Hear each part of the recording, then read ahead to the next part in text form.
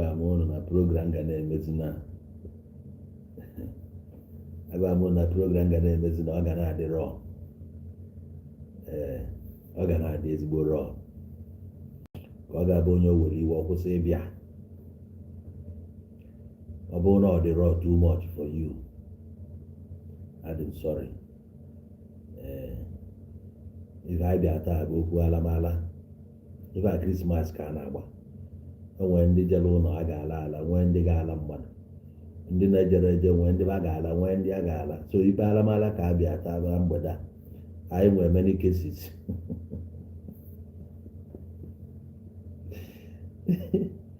anyị nwere many cases n'aka anyị ga-etriti mana ka o si wee dị bụ na ndị niile bịara ebe a na like Calibest, Charles, White, the governors 57 Samuel Okoriba onye nke m Dr. Shobia, Dr. Shodonyeliru, Ziti bịakwu Calibest nwanne m ka o si adị na saịdị ama nne nọ mma na ọnwụkwa agụ ezu ụwa abịago nke a members na-adọ n'iru Jones Joel afọ mee so Calibest kwechiri n'abalị a ama na before anyị ga-akụ program a afọ ọ ga-adọwa igodo m ezigbo gift ọ na-ewute na ọ nwere ịgba alụm Krismas ehomi mana nsogbu adịrọ ya dịba nke enyi nwanne m ka ozi nke enyi ọ na-asaba ka mmalite na-eme Chukwuma nwanne m working German ka ife na-eme Beni Izuchukwu Ozulumba abịago Ramos second talk the governor nke enyi Sunny White etekwana mfụ Sunny White ya last Chukwuma ọwarị ka ozi Sunny White Jero Izuchukwu Ozulumba afọ gị J Black kenchawa ụmụ nna ife na-akụ ebe a nọ kịta bụ totu ka ọ totere ka ọ totu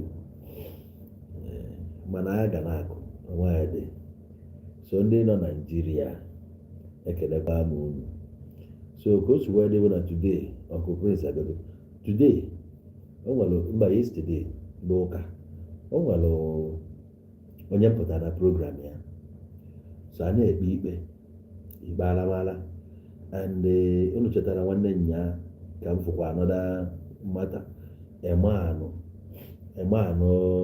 tụbalụ made ya ime chọọ ka o zopụ ya ezopụ so along the line the thing cast ya nwunye ya chọpụta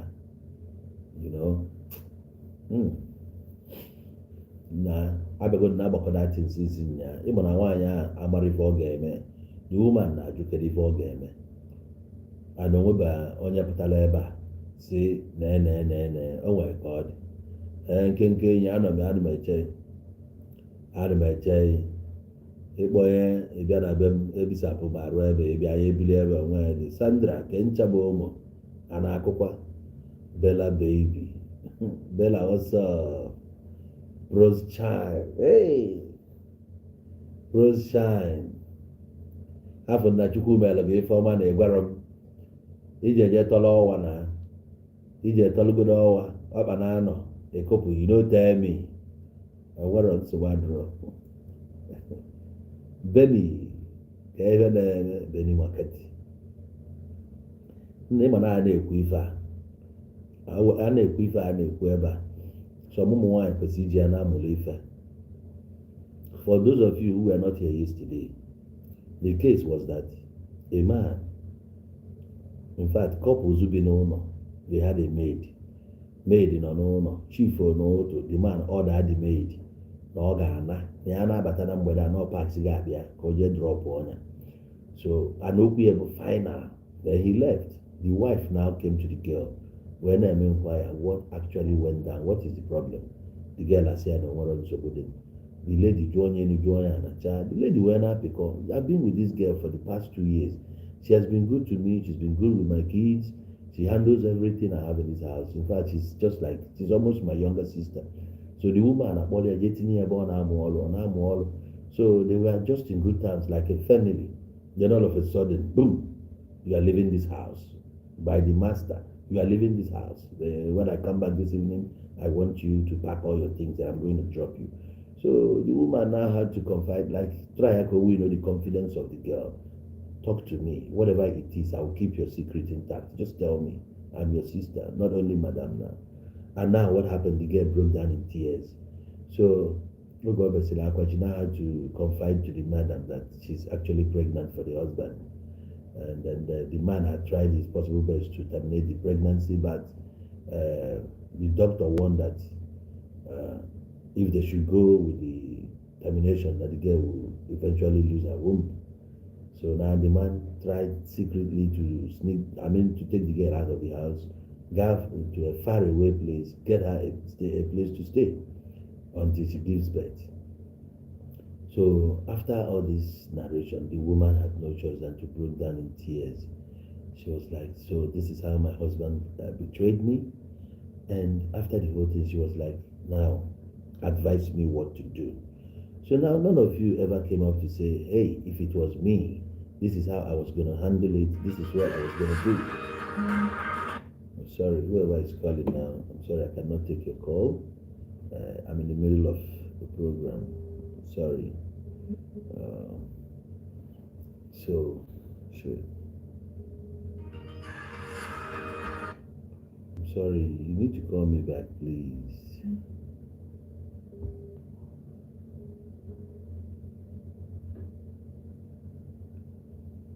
So now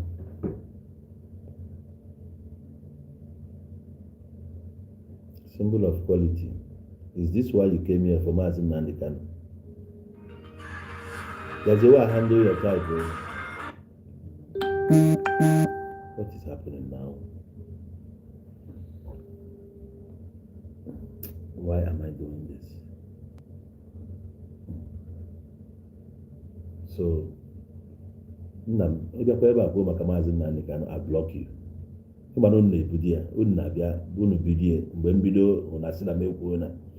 don't know why you come here and start talking about Mazin Nandikan when we're discussing a pressing issue.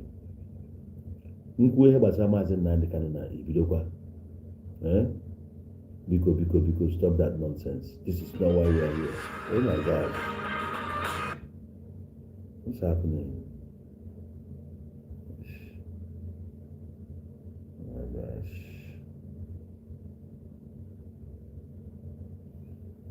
So please, respect your ass. Respect your ass, please. Be careful. We are discussing something very important. We are not discussing unimportant issues here tonight.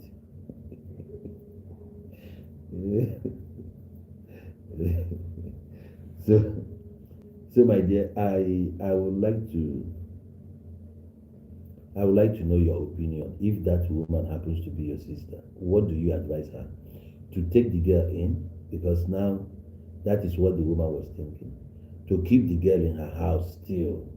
Like when the husband comes back in the evening, she tells him, see, now the secret is in the open, that I will not allow this girl to leave my house. She will be here, and as a mother that I am, I will take her in, nurse the baby when she delivers, and so on and so forth.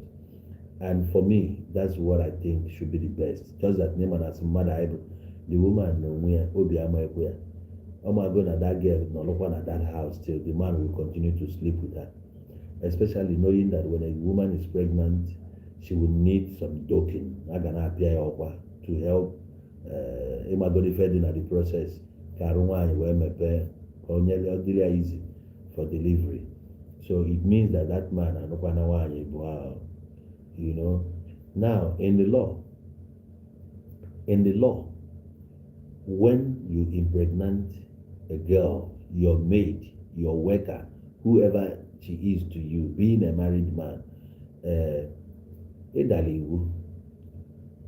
now, it's your choice either to marry the girl or not to. But it would be that you must take care of that child, even that pregnancy. ị ga-take care of the pregnancy and the upkeep of that baby ife a bụ iwu kwuru ya ma ọ bụ na ya woman achọrọ ịgbaga akwụkwọ ma ọ file a lawsuit because na gịnị ya mere agreement unu sign ụlọ akwụkwọ marriage unu bụ for better for worse and so on and so forth. So now ọ bụrụ na ọgụnwa ka ife a mere like the ladies in this house, would you allow that girl to stay in your house or will you join your husband to send her away seeing that the pregnancy can be early or can in her early stage, maybe 2 to 3 months, you know? So what do you advise? What do you advise? Does she keep the girl? Na akwụsie ọ bụrụ na gị nwaanyị n'ebe a na ị ga-enye nwaanyị advice a ga-agbasị anyị ma ọ bụrụ na ị ga-edela anyị mfe what you would have done if you are that lady anyị na-ekwu okwu ya. Alright, what would you have done?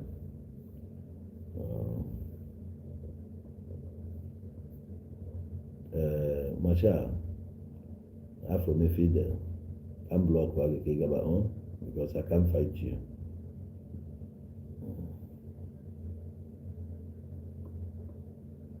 Alright, your case is settled.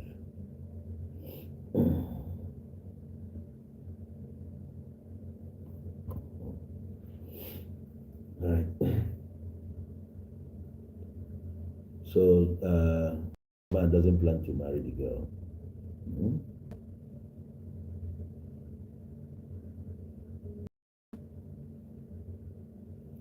Ọ bụrụ na the man plan ịnụ the girl ka ọ na-achọ ka ọ send ya away secretly, ọ bụrụ na esi the man ya akpọpụ the girl, ọ kpọpụkwa the girl, ọ ga-etikwe n'azụ na-eje na-afụ the girl.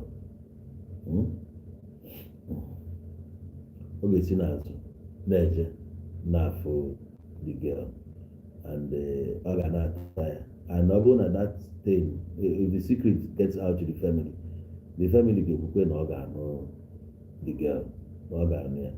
By and by, man and nwaanyị bụ what a situation. Ihe amụ a na-akọsụrụ ụmụ nwoke, orika. Growing up, my father warned me, ọ sị m, look, any girl ọ bụla etobara ime, you must marry that girl. Ife a bụ ife okwu. Anyị maara ọ bụrụ na ịbụ a young boy na-etolite as a teenager, you know, when this attraction to girls, you know, you get when this attraction to girls.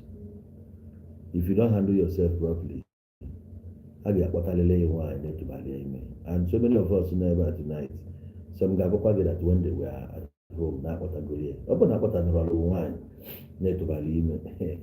The man that you could have called a I know used to, if I always say it, like condom I draw that time when I was my cousin with my uncle and the younger uncle Moniano, and I been of building in Lagos, Namukoko, Alafia precisely. So this guy now went and then Ojelota Tasiamwa. Walozia and Kefola 40 years na pocket. He didn't even tell me. I didn't know about it. Manoga I nata. If I nata about skin to skin. And Yamara na kokano jauka. And if I nata mba abachawo. Negenti of ma. When I was 16. If I nata mba abachawo. Achawo bunkan ije konyena brodo ige konya kwa gina ntu. So back then, not guys here. Emeba dia, emeba. If we are not like Guinea, Lebana Rumia. If you go to win, Mmadu no myself. Oh, where better? Why?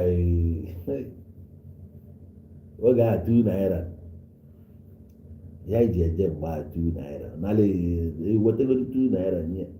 So 2 naira was a lot of money then. 2 naira was enough for you to feed. 2 naira was equivalent to 5,000 naira kita. 2 naira at that time, 4,000, 5,000 now, the value. So you pour the money on Ale here. o jedebegoro the money bed fa na-abụ dormitory bed. Oge a na-enwe mmiri a na-agbanye na bọket ya mmiri fa na-adọnye n'okpuru bọket mmiri fa ji asa ikefa maka ị ga-anyụ ya dị ya enyu ọsa ọsachakwa ọdọ dị bọket ebe a ka ọ ga-abụ izuzu ezuzu odiberuo a na-awụ mmadụ mmiri ọhụụ na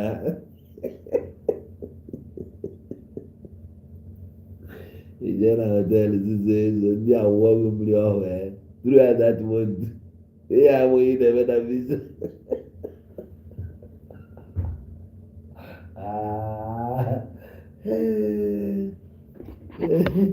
God, yeah, we had a better business.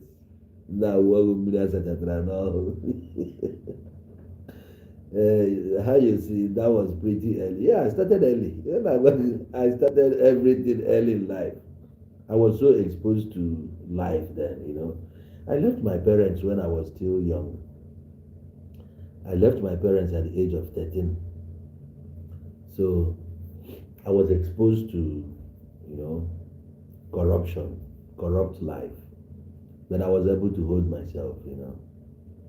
Now, of my daughter, it is now work I daughter when I check the engine.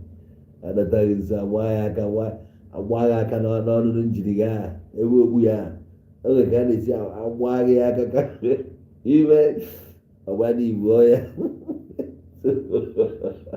Yeah, why I can. Yeah, it is not another TV. Never ever awkward graduate would do. The man would catch you. Chicken cats don't take me back. Why not me taking you back? Oh, I am not spend at this channel. From now to God, you are ready to try around me. And dog, it is the other times. Where na-adọkwara ya na-ajụ ọ bụ kịta a na-ama isi mgbe ada ama isi na ada ama kịta nwaanyị dara gị na-adaghị upe mgbe onye gwuru taịm enwekwe romansi even 2 naira anyị kwuru ihe akpakọ ya aka n'ala egwu ahụ atụghị ebe aka n'ala ọwara na agba m ebe asọpantị ka a ya eyipụrụ ma ị chọzie na ya eyipụrụ ya na-akpọ nke a bụ pull off. Ọ bụrụ na ị chọọ pull off ọ mgbe a ka ị nweta imetụ ya aka n'ala a na-efe ya akwụ na nke a 3 naira ị ga-add 1 naira extra ewe yipụrụ nke enu ana enu anyị yipụrụ bụkwa irigoro ebe ahụ ọnya nwa ga-edisaịdị mgbe ị ga-arịgote ọdọ ya ife azụ zuru na-agbagote echere je weta ma ude akị ma ndị oti ote ngị ma ote onwe ya rigoro n'elu bed dọta gị nso nke nwere rigoro na-eme obe ka ọ bụrụ nwata otu esi na-etiriti ị ga-agbagote ọ nwụrụ onwe n'ime ebe ahụ na-emeghasị gị ma ọsịsọ ime nwa ọbụla sị gị ma ọsịsọ uche na-egwuregwu ka gị na-egwu ya do come na ka ndị a si wee ndị a dị very wicked gịnị ya na-achịkasị eze mgbe ahụ ị batara ọfụ gịnị ya na-achị ọ nata ha anaghị ego anyị rigoro ya n'elu ịghọọ complete enemy ya and that thing dị ndị akwụna niile n'ime onye akwụna niile ọ dị ha inside ọ bụrụ na ebu memba ebe a confirm or even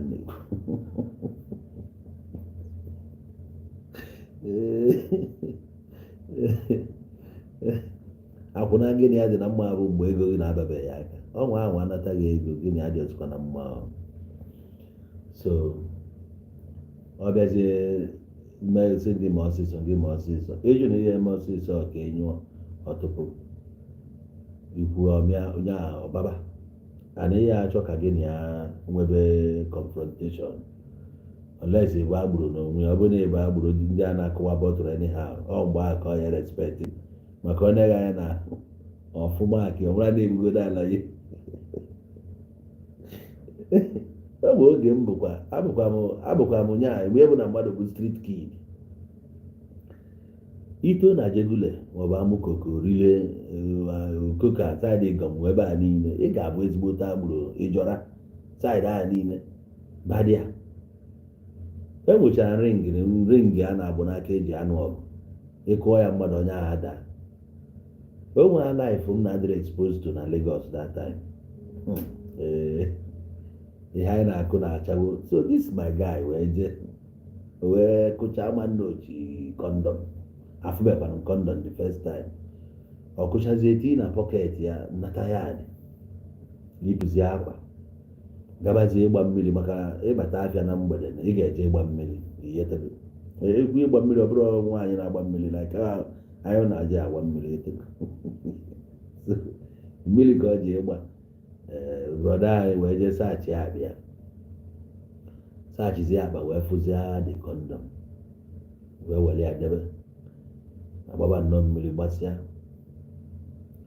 wee kpọọ dịga anyị jụbịa ajụjụ. Onwe ezigbo ihe dịga anyị na-agụ ya. Wee kpọọ yọnga brọda ya bụ nke mụ na ya nọ wee kọcharịa nke asịsị kpọọ m akpọ mụ abata ebe ahụ wee jụọ m sị m gịnịbe ya. Nsị ara m amarọkwa ihe ọ bụ. Si ama amụ ihe ọgwụ gịnịbe ya, si awetagodi ya nnarị ya kiribe dịti nkiricha. Oge a na-agba bụ gold sekọp ihe dị nnarị ya dịti nkiribe kiricha. Si ana m amụ ihe bụ ya, si nje weta nke m ọsọ. Nsi a kere etu nke m nje weta nke m ma mara ihe bụ ya, si nje weta nke m. Ọsị mana ọ bụla onye a na-ayị nụ. Nsi ehe mụ na ya na-ayị ya all the time. Ọ bịa ọbụla mere ka mma ama na m alaikọrọkwa ụdị okwu ya ihe na-agba ọgabo ya mụ alaikọrọkwa ụdị okwu ya nke m nje weta nke amamihe ọ bụ. So mmecha nnọọ innocent yotebe na-ene m anya na onye adịkwa innocent. O wee kọpụrụ ọsị na ba na free mana ọgbụ ọba n'ime ru awa nnọọ na ọba ka onye je bupụta akpa nsaachị ya.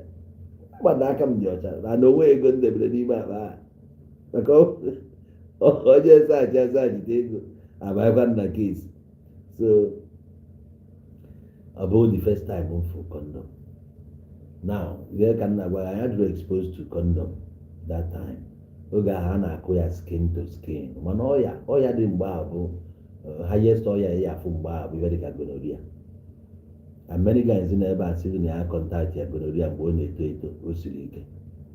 So as a young guy growing up in our communities, due to na I exposed to that life, especially in the East, so ị ga na-enwetakarị cases of anọkata ebutere gị ofu one small girl asịrị na etụbara ime.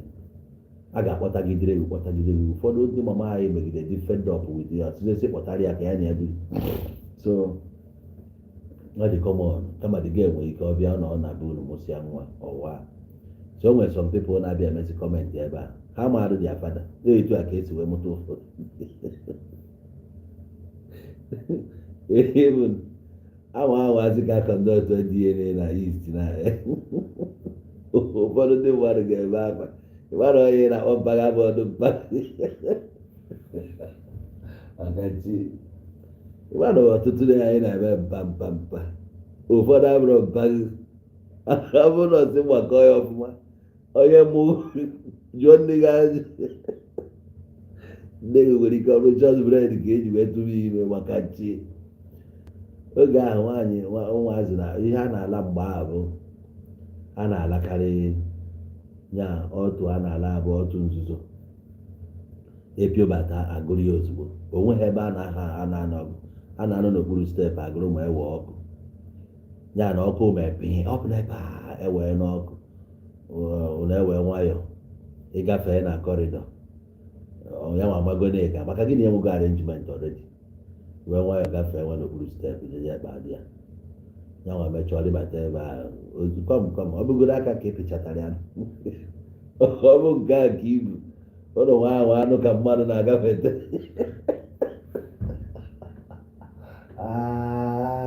alele na mere mekwara ihe enwere ike na ya dị ahụ n'ubi ihe enwe ọyị nwaanyị iwu ka ọ bụ na ị ga-enwerịrị ọyị nwaanyị na ya daa except ma na nwa nwa nọ na ya daa o nwekwara nke na ya ebido na-ego ihe ụmụ ebe ahụ na-akpachanụ nkata. O nwere mgbe ya bụ ewe ọkụ like this abụ na-asụ na akpa na enwere ike si n'elu gatuo mkpụrụ akpa na abụ ikwu oge ije chigote akụ o ya enwe ihe ya elu idigo wee pụọ na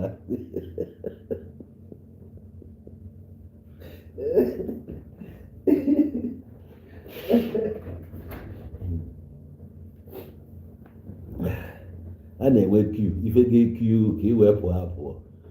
Ụfọdụ bụ ka eje gbaa mmiri anyasị na-ege ntị ọfụma maka ụmụazị a na-apụta kịta debe nọba dị fast anata afịa asị ka eje gbaa mmiri ihe agbadata anyị ọ bụrụ na ndị bi na fọ ịma na ụlọ a na-alụ n'Ọnịcha na adị enwe mmiri ahụ agbago ala lọd na-eje ebiri mmadụ ya arụcha ụlọ na-ata ahụhụ na lọd eje mmiri na pentas na fọ emezi ụmụbọ ya na-agba mmiri ọma na ịgba mmiri a na-atọ ụmụbọ egwu egwu ya bụ ọpọchuniti a na-eji afụgasị ụmụazị nọ n'ogbe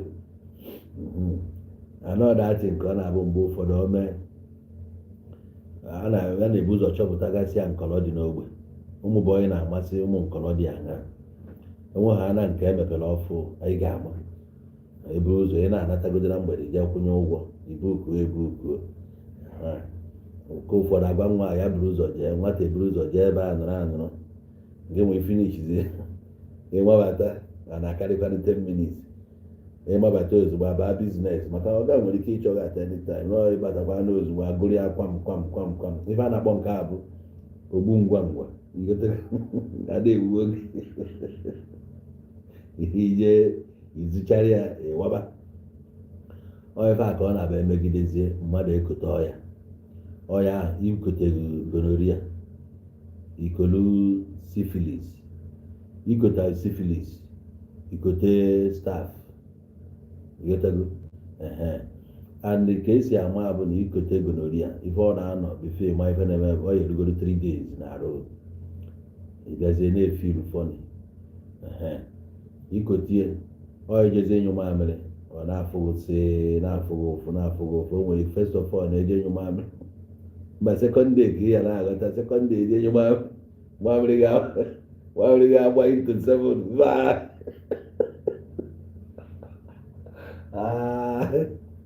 mamịrị na-agbabu bụ bifo kịta na ọ na-agbazi ọchịkọ ọnụ obu ụzọ ọchịkọ ọnụ ọ na-agbaje saịdị na-apịdi aka ka oje saịdị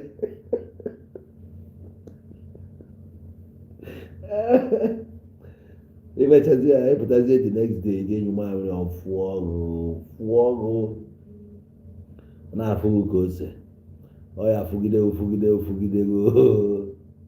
mgbe o eruzie abụ anapụta mgbe ahụ ya na-eyi ibu onye ọbụla na-eyi pantị boxers adọrọ mgbe ahụ ife a na-eyi ibu pantị o nwere pantị a na-akpọ red stone ọ na-enwe white nwee blue nwee different colors iyi ya enwere nke a na-akpọ nwa afọ 7 colors iyi ya enwere hands enwere hints iyotego so ị ga-eyikwene hints bụ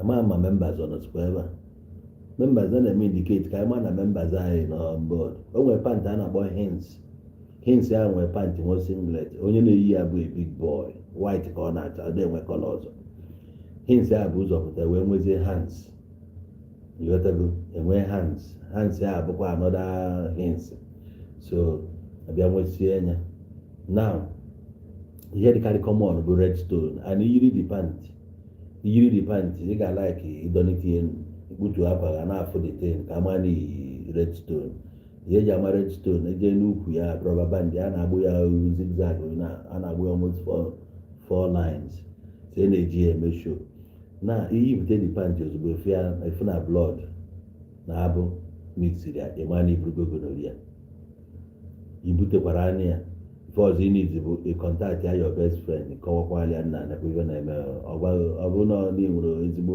oyi tọrọ gị atọ onye ebutegoro ya mbụ ọ gwaghị na onwe ya dị agbagharịa o nwere ọgwụ enwere ike inye mgbe a ka kiba na-akpụ ya o nwere ọgwụ anụnwa ka eji abụ ọgwụ ije na-aṅụ ya ọ ta-adịsị active mana dị ọgwụ dị active that time mana ọ mgbe iji werezie mgbọrọgwụ jee soro ya okpochasị ya inwetacha onwe gị o yerichekwa 4-5 days before inwetacha onwe gị ịmara na ị na-ana free na nke a ịbịakwa dịchakwa careful nwe obere oge nwere ike nke a gwọchara gị ya inyekwa onwe gị 3-4 months kama na ihe emezi ọ bụrụ na ebu ega anyị wara anya ọ bụrụ na họteelụ ka i butere ya na ịmadị ga ebunyelu gị ya ijebe na da họteelụ ozugbo iluo na dị họteelụ kpọọ dị gel egwu ya na obiri gị ọya ị na-abụ ya dị very mean ọnwa anwa sị na ọ bụ ya biri gị ọya ije rịpọtụ ya n'aka the management a na-erepọtụ ya n'aka the management ga-afain ya na ọkwụsị adị ụgwọ a ga-afain ya chụọ ya na the hotel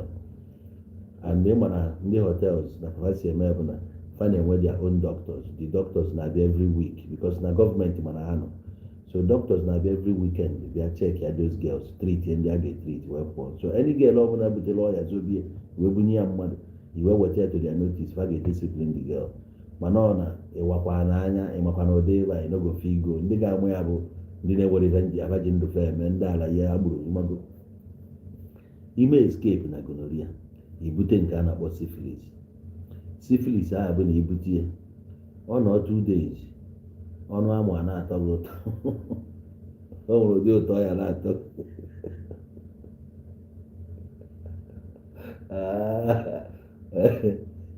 onye nọbụrụ ikwerite ntọ ọhụụ ụtọ ojibe aka ịgba anya aka ịkụpụkwa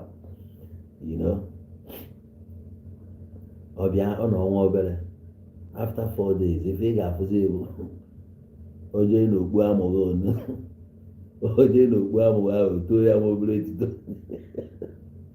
etito na-ebido ka pimpụl etito ya bịa ọ dị ka pimpụl ị na-ede ya na ọ dị ka pimpụl ọ na-etonite ojizi ebe ahụ ọ na-achara ọ na-afụkwa ụfụ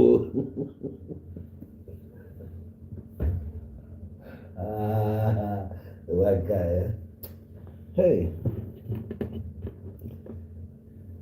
so ije na the thing ije dị ije gba anya aka ịgba the thing aka ọtọ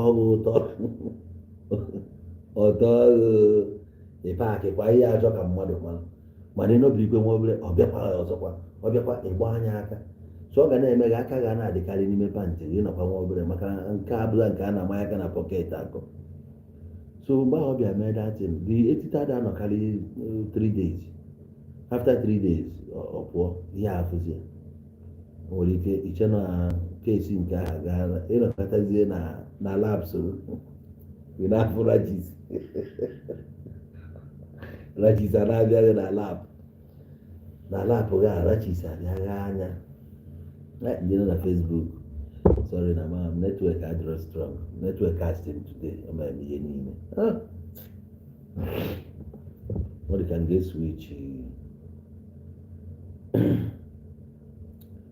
ga-eswitch my anyway ka na ihe a na-ege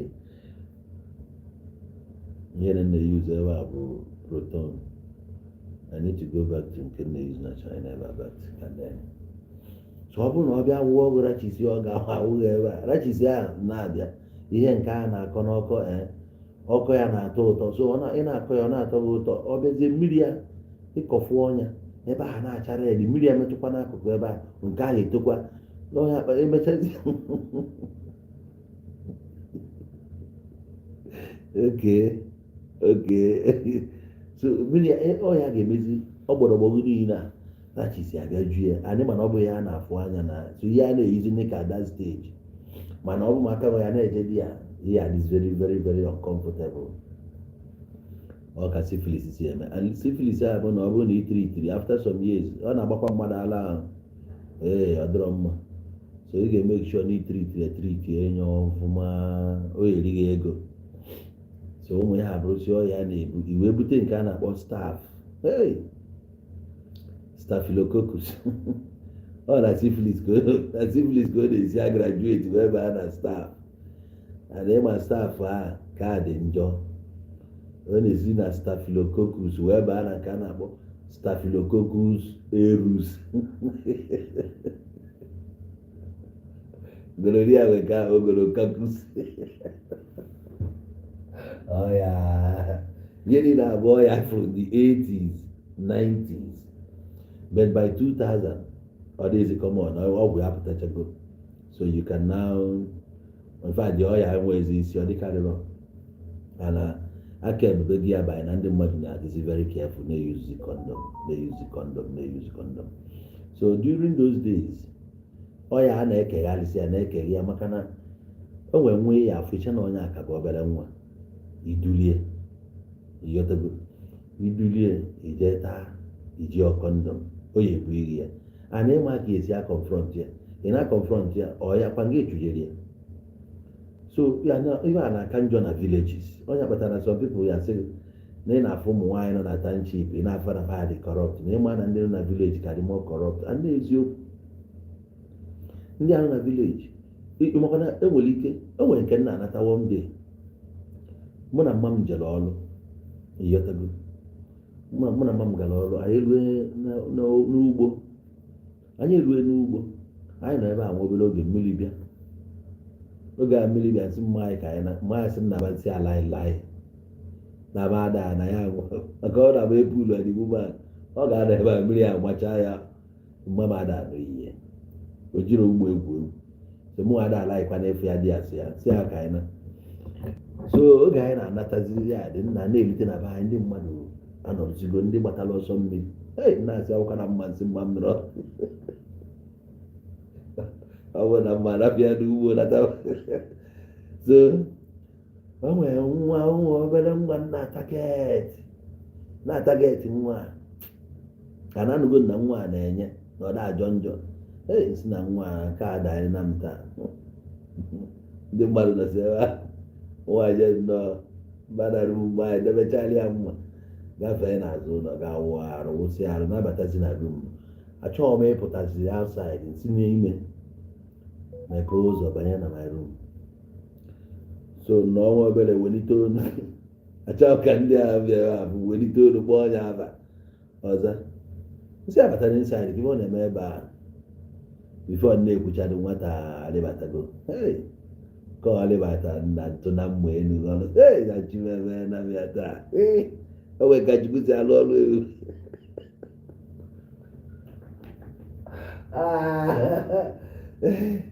o nwere ka jukwuzi alụ ọrụ ewu nnọọ ka o si nnọọ wepụtalụ m ya nnọọ nwee nya na ndụ ntị ọbago m aka bata ihe nkaba arụ mebụ na oche dị n'ụlọ amụwa chọrọ ihe dọkwasịsị anya maka ọka esi eme ya nwaanyị na-achọta ihe eme oche dị na rum ihe ebupụsi ebupụ ọbata ọ na-ajụ oke ezi gwa ya na agba ya na so the only place ọ ga-anọ bụ na bed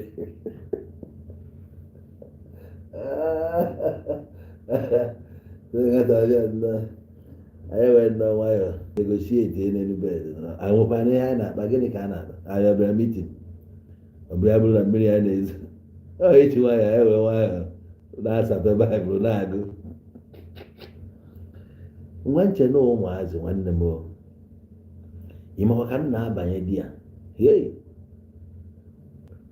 a machọgburu na nche na nwaanyị ebe akwasịrị bee gịnị nwanna ata nwa na-aṅụ m ọnụ sinekwa na ya nchekwara ebe abụ obere nwa wee na-etigwoli nwa mana adị very careful ka bed arapụ ime mkpọtụ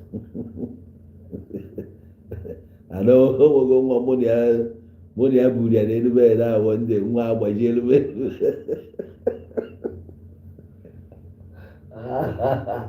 nwata agbaji elu bed wee je nnọọ chọọ blọk wee dọọ n'okpuru dị bed ka mkpọtụ na ka abụ na-abụ nna ata na-anụ chekwe so anyị wee nnọọ nwaanyị na-edesuri okomis ma ọ gbago na anụmanụ aba n'ọrụ ọgbado owu ihe butere ya nna nwa atagide nnọọ tasịa jezo mụ na ya wee rejista ọkwa obere nwa ahụ daiz ọbụrụzi na o nwere obere arụ mana mụ na ya bụrụ set na-atasịzi amụ nwa ọ dịba ịmana ife mata abụ registration so that day emere registration ndị mana one day mụwafụdị nwa on Saturday wee gwa ya sị achọta m echi ọsị m oke na ọ ga-abịa nsị abịa n'ụtụtụ ọsị m oke so mụ wee kwuwe na m ahịa eje ụka na-apụtazie n'otu onye ọbụla na-akwado ụka okoma na-ajụọ m ụka ha na-akwado ise eje si ama na arụ adịrọ m a na-eziokwu arụ nwe ka o si eme m so mụ ọ na-adị m ka ọkọnji na-eme m arụ akọ gịnị mụ aghọtasịrị onwe m okoma na-asị m masị na mmadụ eje ụka nsị na mmadụ eje ma jebe ọsị o buru baịbụl ya na-eje ụka so oge ọ na-apụzi na-erute n'obodo emefe anyị na-akpọ obodo bụ n'ama ihe oge okowa na-erute di ya n'isi na-abaji geeti anyị nwere geeti data so na-erute di ya nekwa digee ka digee na-abata digee na-ekene ya ọzọ ya digee na-abata mpa ya tụgharịa na-eme anya mụnwa na-edi ya mpa ya tụgharịa jebe ụka mpa ya jesi ụka batasị m so na maka ime akpata na ijere ụka nsị ama na arụ adịrọ m si m oke ka ekwanụ ka ọ dịrị na nsị ala m adịghị oke ọsị na ọgbara m adịghị oke nsị ala ịgbasịkwa na-ajụ m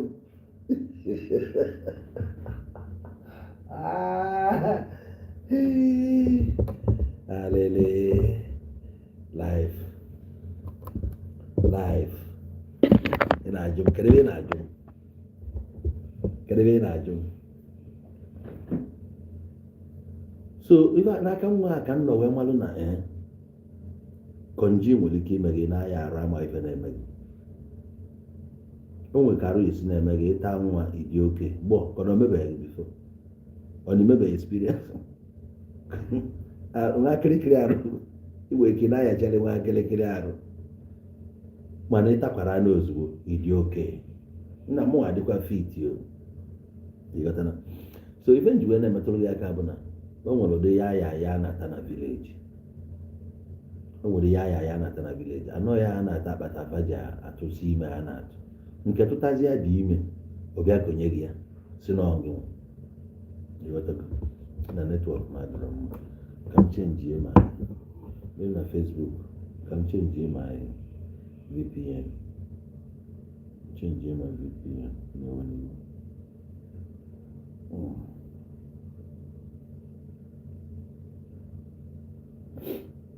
ihe service ihe netwọk mem today o mere alụ since otu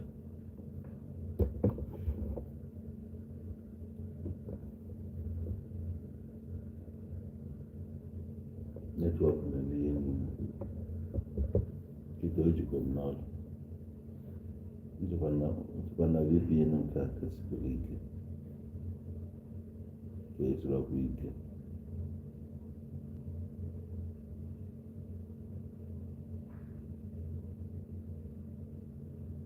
Silite strong at all. I go back to the one in the use for.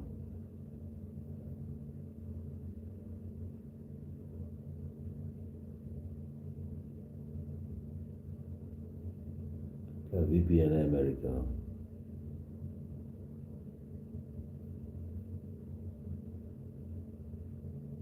Slow connection, I know.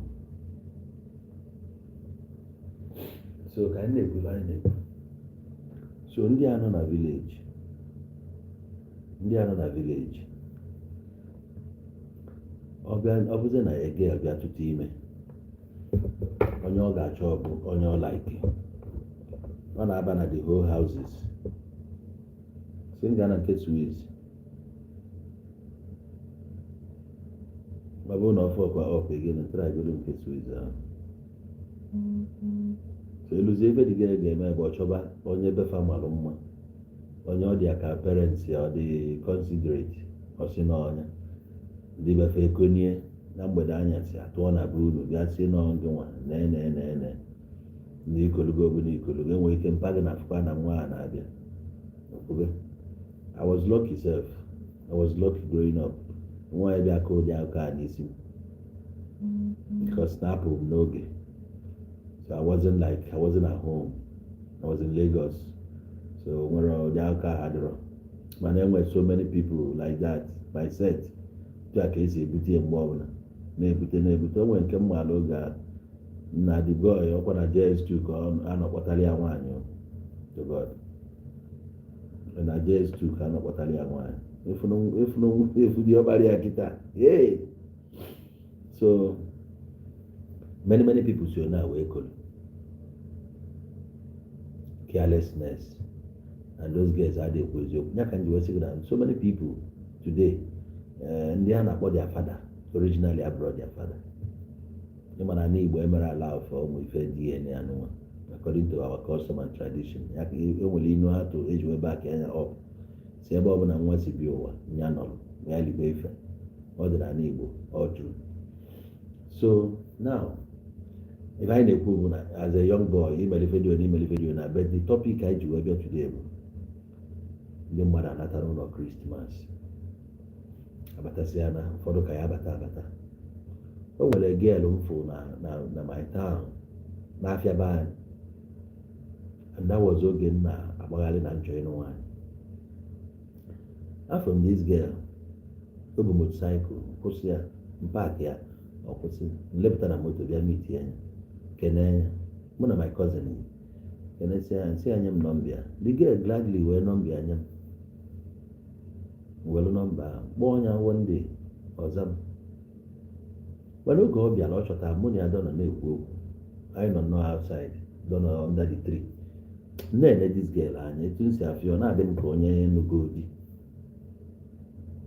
wee jụọ ya sị nne nnukwu di ọ bịa nwee ka o si mee nsị ya na ụgba m nnukwu di asị m na nnukwu di ma anyị mana nke onye ihe ọ bụla achọzi ka oge I just be interested in ya now wonder sị ị nọ na di mana ịkala obi nye m your number mkpọkwa ga-akpọ ịchọlụ m bịa which means na ọ bụla m ajụrọ gị na wee nọ na di mụ na ga-abanye jeje taa onwe anyị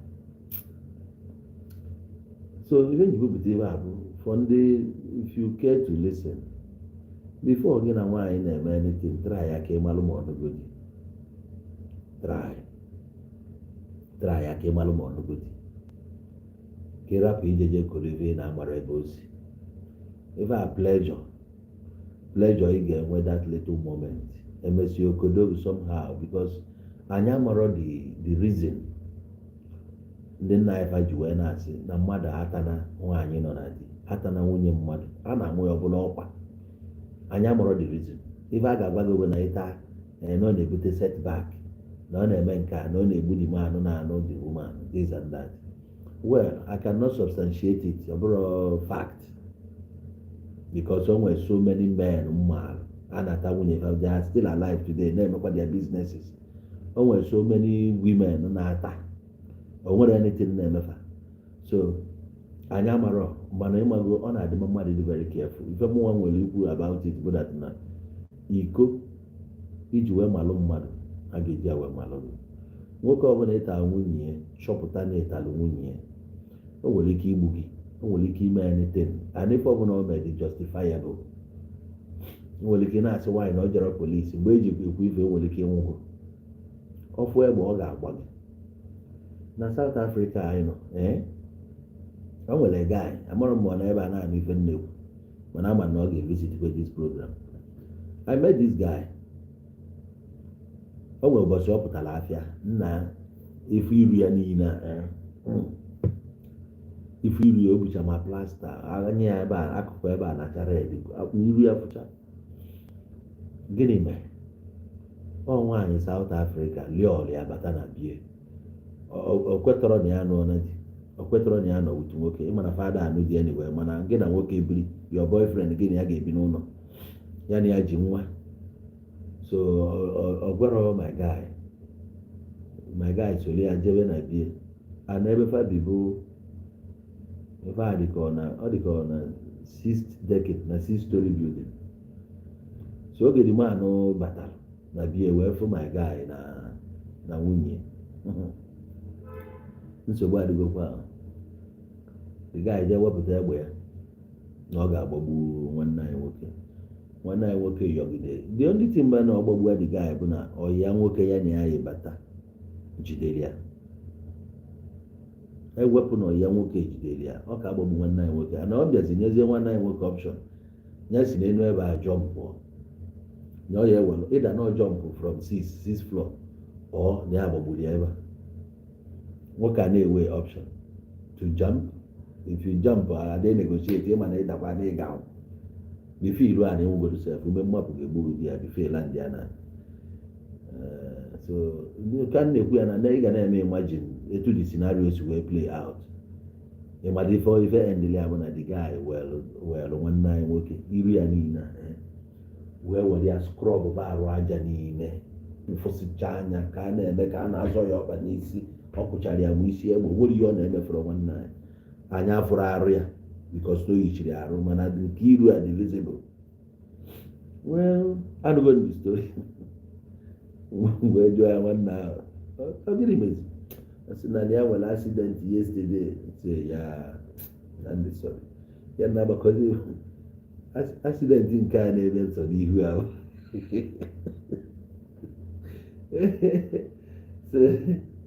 ọ bụrụ ya nwoke ịtalụ nwunye ya achọpụta ọ ga-akpọ gị asị to start with ana ọ na-aka njọ ọ bụrụ na onye ma gị maka o nwere ebe anyị bụ ụmụ nwoke nwere problem ọ bụrụ so onye nụrụ di ị ga-afụ ịmara nọ na South Africa wee fụjuo anya ị ga-afụ na ife abụọ yi nwaanyị your guy iwekwara nke go agaba klab ide edu nke gị aga klab ịgabala onwe gị nwaanyị nwere ike sef sịgị na ọjefọ ya nwaanyị ọ gabakwa klab nke gị na ime elu ya ị na-ezochi onye duzi nke ya wee pụta filu na ya chọrọ ịbịa klab ka ya bụrụ nwaanyị ọ chọrọ ịdị oke with girlfriend ya because obodo ọbụla nwere kapasiti eme mụ nwa isokwu m na ebilivra na nnụọ nwaanyị na nna eje klọb rapụ nwunye m na ya dị onweghị ọ na-eme n'ụlọ. My motive of going to club bụ ka nje gbaa egwu ka nje filo nwee fọn, that's all. Iji efu ndị mmadụ agba egwu ṅụọ mmanya ịnabala onwe mana ọ bụrụ na ị kpọrọ nwunye ị ma na ị kpọrọ ya nwaanyị je di ya iwu mekọtara na ị ga-ebu nwaanyị di ya kafasi eme bụ otu anyị bịa dọnala anyị nwere ike anyị dị 3 guys dọnala bute mmanya na-aṅụ before you know it one girl ya afọ ya mafa na-agba mma oje nnọọ ka angel hello opiki onye ọ laikiri ebe ọ bịapụta sị can I sit with you? ị nwere choice ị nwe anọghị gị na ya esi ya ngwa odogo ya na iyi ebu nwa n'abalị ya ị nene ya nene ukwu ya nene ka ọ dị ị na-agbakọzi ife gị na ya ga-eje na ya dị n'anya so isi abịa dọnọ adị n'afọ ọ nọzie nwa obere ọtakwu iliri si gị ọnya kpọọlụ frens go ndị ọyịa esi enya kpọ obinye pụọ jekonukọta o nwere ike chịtarị 4 gears before ịghọta na-eme gears echie n'ebe a na-ebute mmanya dọba a na-aṅụ aṅụkatazịa onye mana ịnọba n'obodo madịa tradishọn ebe ụlọ ọnwa bịara ọfụ ha ga na-eri nke a ha bịara ha nwere ike ṅụba mmanya ṅụcha ha mepụsị ofu aṅụjuona onye ha ga-esozi na-abụ onye na-ego edi ha 1 bottle sef ka ha ga-eso wee na so onye na ọbịa makwa ka esi emefe dị na ya so now o nwezie nwa m nwaanyị o dogo anyị na ọyị nwaanyị mụ na ya na anyị nduri abịa klọb aba ka anyaghị ya dị mpụọ ka nje nyụọ mamịrị filo azọghị nwoke ego ije ebe a je kọba rọbish ịgbadobie nye ya nọmba ma ọ narị ya nọmba ịpụzi isi n'azụ na-akpọ ya mmesịa chọpụta maka dịga emesịkwa gwa m ya dịga ka ndị South si eme ọ ga-agwa gị ha da asị he must tell you onye anyị na-afụ bụ ụfọdụ asị gị na ndị be anyị nụbara ọgụ onye ya gbuo onye a ma onye most of them bụ okwu nwaanyị but you will not know ezochie ya you will know most times ihe a na-ebute esemokwu a bụ nwaanyị ụfọdụ agbagburu di abụ maka nwaanyị some guys will not spare you ọnụ na-ejejela ọya nwaanyị o nwere ike bụ onye mụtarịa nwa sef onye mụrịa nwa ijeburu ya jee taa ife ọzọ ga-eme bụ ọgba ga egbe gbagbuo oge nke ga aga ana ụmụ ihe butere ya ịhapụrụ nwaanyị niile ofu nke ya na ịma na ya na onye a ụfọdụ bụ nwa ịma na onye a ji wee maa akwụkwọ nwa o ji maa akwụkwọ ebe a ka anya gị dị ije ebe a sụba oyibo ebe a mebe ma ụmụ nwaanyị chiri elu na na-agba akasa nke a ka ị chọrọ so ya ka m ji ekwu n'anya si ya ọ bụrụ na ịchọ inwe problem achọghị m ịgaba diabolik na ị na-ala nwunye mmadụ ihe nwere ike sibere gị ike ma nka ife ahụ adịrọ factual mana ama na onwe spiritual effect mana nke mmadụ real bụ na any man ọbụla eji nwunye ya n'ihe the man chọpụta na ị na-ala nwunye ya ma ọ na ị na-ala ọya nwaanyị na ọ ga-akpọ gị asị ọfụ ife ga-egbu gị ọ ga-enye gị ya ọfụ ife ọma ọbụla ga-abịara gị ọ ga-ablọk ya ilu onye aka ọ bụ na ogetigbu uwe were ọgwụ pịawasịcha gị anya ana ọ ya ekwe gwa mmadụ ihe na-ese nwa obere ife ị ga-eme jos na ịzọrọ ya ọkpa nkịtị etu ọ ga-esi wee rụọ ọchị ya ga-ebuli iwe niile a na-ebuso gị so ị ga-atrai ka ị na-anata na Disemba avoid any girl ọbụla gị na ya na-ekwu okwu n'ụlọ ahụ tara ya ka ị mata ya ọfụma ya bụ na a na-efuru nwaanyị etinye amụ some of the people ị na-achat all along before nata ụlọ Krismas ya fancha niile nwekwara ebe ọgwụkwa ndị na-service chekwaba all this wife ha nwesịkwa nwoke o so ị ga-adị very careful ka isi eje ụfọdụ anụọ na di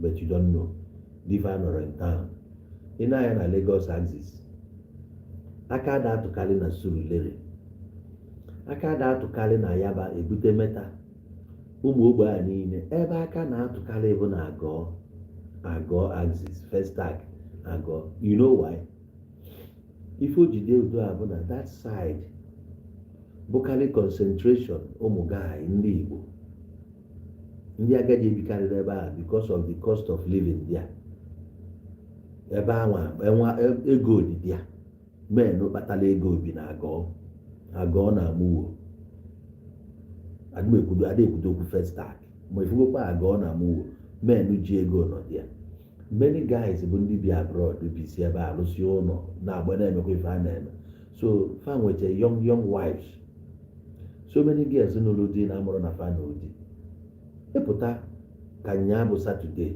ịpụta efefe anụ fe kiticha na-eme exercise mago na-eme efe workout ma ebe abụ so some of those girls nwere ike fa chena dị fa for some time nwee need for ebe anụnwa so onwe onye ọ bụ na igo nwere ike ọsị ka ya tachara ogwego ndị nke nje amụ one day ebe Kilimanjaro na-agọ last bus stop within that place nna ebe a three ladies fa bịa paakị ya moto fa na that filling station paakị ya moto fa n'ime ebe a pụtazie bịa banye keke ofuke nọ n'ime moto a chenji akwa fa banye keke wee gaba ebe ha na-aga ife a bụ ka arapụ sport fa so ije fa drop pure ọ bụrụ na ije fa dị pure they will continue with that car mana fa chọrọ ka sport ọfa ije fa drop pure ka nsi fia ndị nkiritos kilisie ndị a sị well it's life onye na wee ya bifo ị na-eme jụọ ese ha ajụghị ajụ eli na-ebute ayaghị anwụ.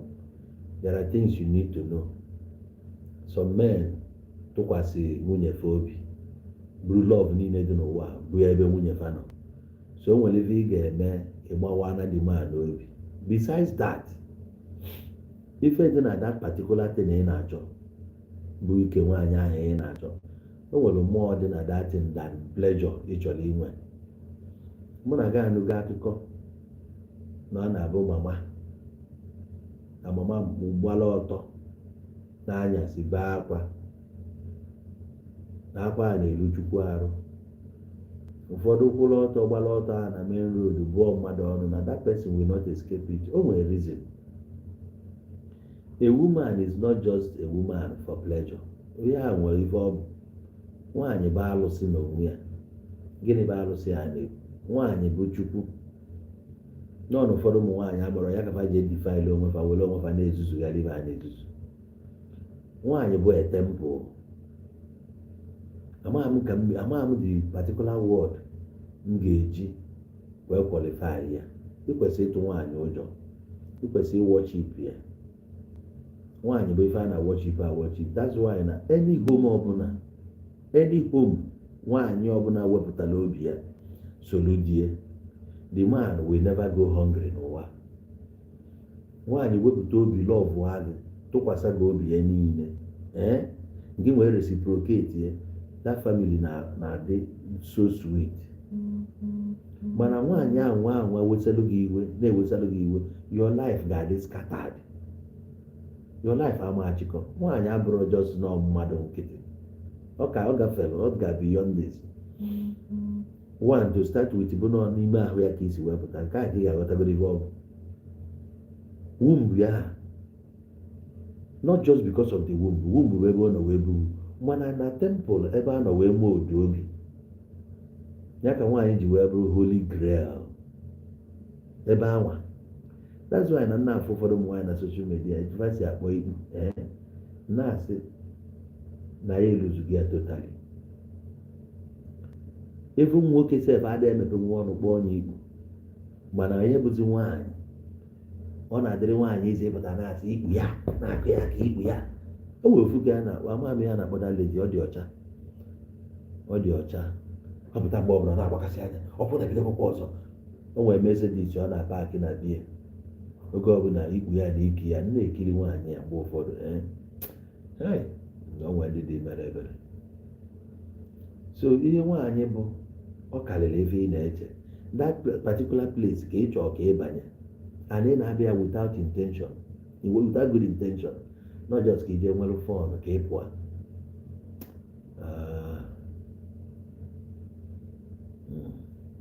Ụmụ nwaanyị ọnụ kwesịkwara ịma ihe o. Ndị nwoke ọbụla dị n'agha, nwoke ọbụla rigoro gị elu litu, o depozitiri DNA ya n'ime ma ọ bụ na ị marọ. Ndị mmanụ ọbụla rigoro gị elu litu, o depozitiri DNA ya n'ime wee gbakọ ụmụ nwoke nọ n'ịlago disie. Etu a ka all their DNA ji wee nọrọ gị n'ime. Iburu mmụọ dị iche iche na-akwụgharị. Onye kpatara na ibukọrọ ihe niile na nwoke ahụ banyekwazie di ya nke kpọrọ onwe ya di, ọ banye di ya, mmụọ niile ya na ha na strọgụl. Ọ na-atatu ya aka kọsa a na-agba mgba, ihe na-agba ya mgba ka pleasure. Nwaanyị ọbụla na-adịbeghị ready isettle down, kobere onwe gị ikpu, laba ka isi dee isi like n'ebe nnọọ kwụsịrị ụmụ. Mana ndị ọbụla decide ka ịnụọ dị, decide ọfụma. You cannot wee ala na nwoke na anyị gịnị ya bụrụ ofu. Ime eso nwe ya mee gịnị ya bụrụ ofu, ị karịrị onye a.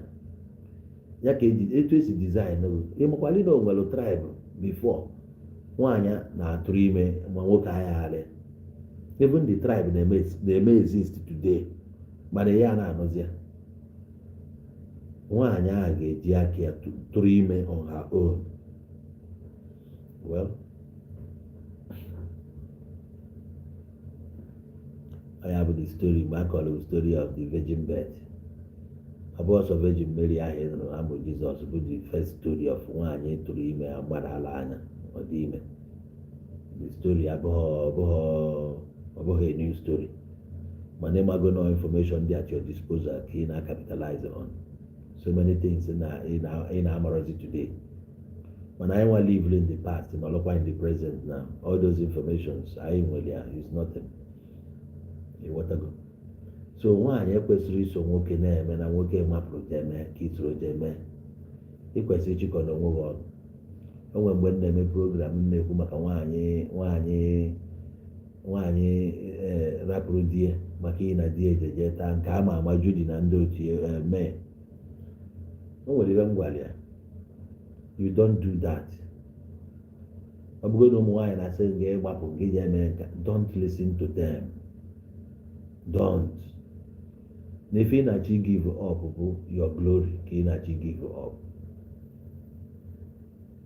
O nwere ihe nwaanyị na-ekwesịrị ime.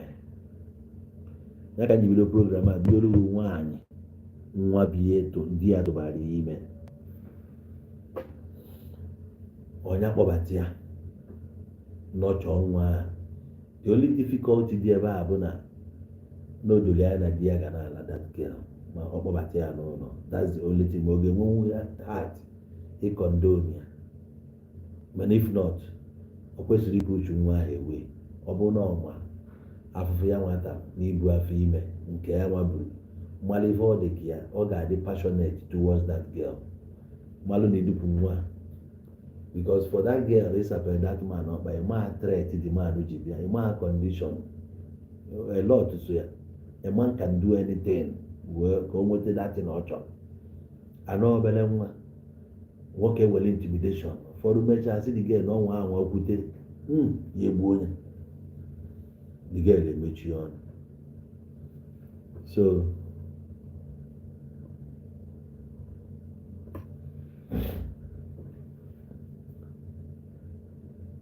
wee sị that wee na-asị na ị kwesịrọ ka ị rapụbeghị why building a home that home ị nọ na ya abụrụ nwoke anwa ka ọ ga-efebọ only gain nwoke a nweta ihe a bụ na ụmụazị niile mụrụ ya na-aza afọ ya that's all that man can leave ụwa at any time and ndị nwa bụ nwaanyị will outlive the man except we buteziri terminal disease like cancer if not for cancer ị ga-adị ndụ nwoke ahụ awa ọ na-esi ike bata na family fụ na nwoke nọ na nwunye ahụ nwụrụ ọ na-esi ike o nwere vidio o nwere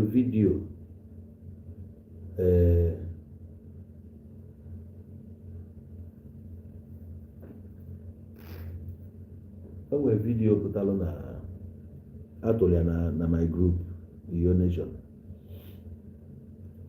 ebe one boy pụtara na befa mama ya dọnọ papi ya dọnọ the boy ebepe akpa were ego na-etu mama ya tụsie mama ya ego tụrụ papi ya the man anọrọ so I nọrọ na-discuss that thing na the group ọ dị touching so now odolugo anya onye nwe this home now n'ime mmadụ na-abụ onye nwe this home kedu onye na-eri uru na home a na ọ dị woman afụfụ niile dị man tara na nka the man adịghị gain anything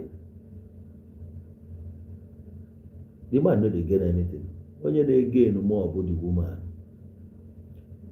before you know it ọ jebe Lagos na nke nwa ya ọ jebe Ibadan na nke nwa ya ụfọdụ ka a kpọrọ n'aba Amerịka the man agbakọcha na ihe ka ọ na-ahapụrụ obi ya onye ya ebichi obi ya ọ nọrọ n'ụlọ gịnị ka a na-enye ya gịnị ka ọ na-eri mana mama ejegwara na mkpịa ụtụtụ eme tii nye ya ọṅụọ ewetakwe ka otu aka ya ji a na-akpụ ya je shopping kpọrọ ya je sinima kpọrọ ya na-eje ebe dị iche iche nwaanyị a na-egoli ma nwoke nọ na village gịnị ka a na-enye ya enwere onye na-enekodozi ya anya ụfọdụ ụmụ nwoke nọ na village alone ụmụ ha niile etosie na ndị nwaanyị anọ na ndị nwoke ebisi ọrụ oyibo with their families ana onwe a nwa ya nwoke ya asị ka ya duru ofu nwa ya dunatara papa ha na village ka ọ bịa nọ na village onye ọbụla chọka nwa ya gụọ akwụkwọ too na township nwoke a nọrọ n'ụlọ na-adịrị anyị na-amịkpọ so na-eme ka mmetụtalụ mee aka mana some ladies out of emotions they know they understand them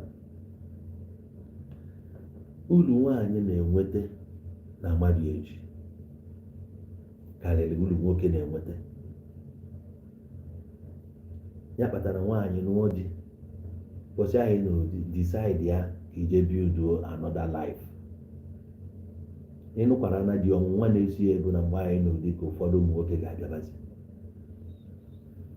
ma ndị na-adịrọ serious with you since ụfọdụ ga-agasị ngepụta na be di nso onye nechaziri na onye ga-anọ bụrụzi onye a na gịnị meziri isi agha gịnị ka ị ya emekwa ọkwọ hapụ jewalụ ọsịgụ na ya kọọlụ gị ife na-eme oge a na-ejikwa wee nwuli ya na Etiopia ya wee jee nga ya wee kụchaa 3 years n'ime ma 4 years ma 5 years ya wee pụta n'obido okwu ụwa n'isi mana today I thank God for today so ka ekwanụ ka ọ ga-adị ngwa na-emesịa ka ọ bụrụ ọ dịkwa possible amakwa ma ọ bụrụ ọ dị possible ka anyị metie na nkịsị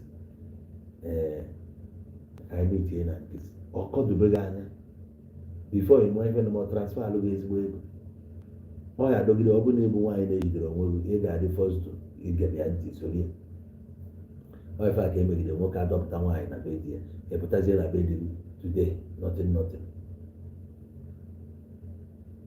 ị na-aghọta nwaanyị nọrọ na di ya gba akasa ya kpatara na ụfọdụ ụmụ nwaanyị na-adịghị enwe respect for their husband because o feel na o nwere better one outside ya ma na-epụta na nke a kịta ọwụwa gị. So the very day you decide you make it up to marry, ị na-akpuo pịa ntị, onwezi onye ị na-atụpụrụ ọnụ, nwekwa ihe ọbụla inwezi with anybody outside. Ihe a bụzi a journey to a new life. Ị na-ebido another life away from nke ị na-ebido before, mgbe nọ as a spinster Ghana. Ị bịazie ka ị build your future. One, if ị na-ebuild kịta abụ a home ka ị chọrọ ibuild. A home abụrụ about you and your husband. Unu ga-ebido nwebe ụmụazị wee focus ozugbo ụmụazị ahụ.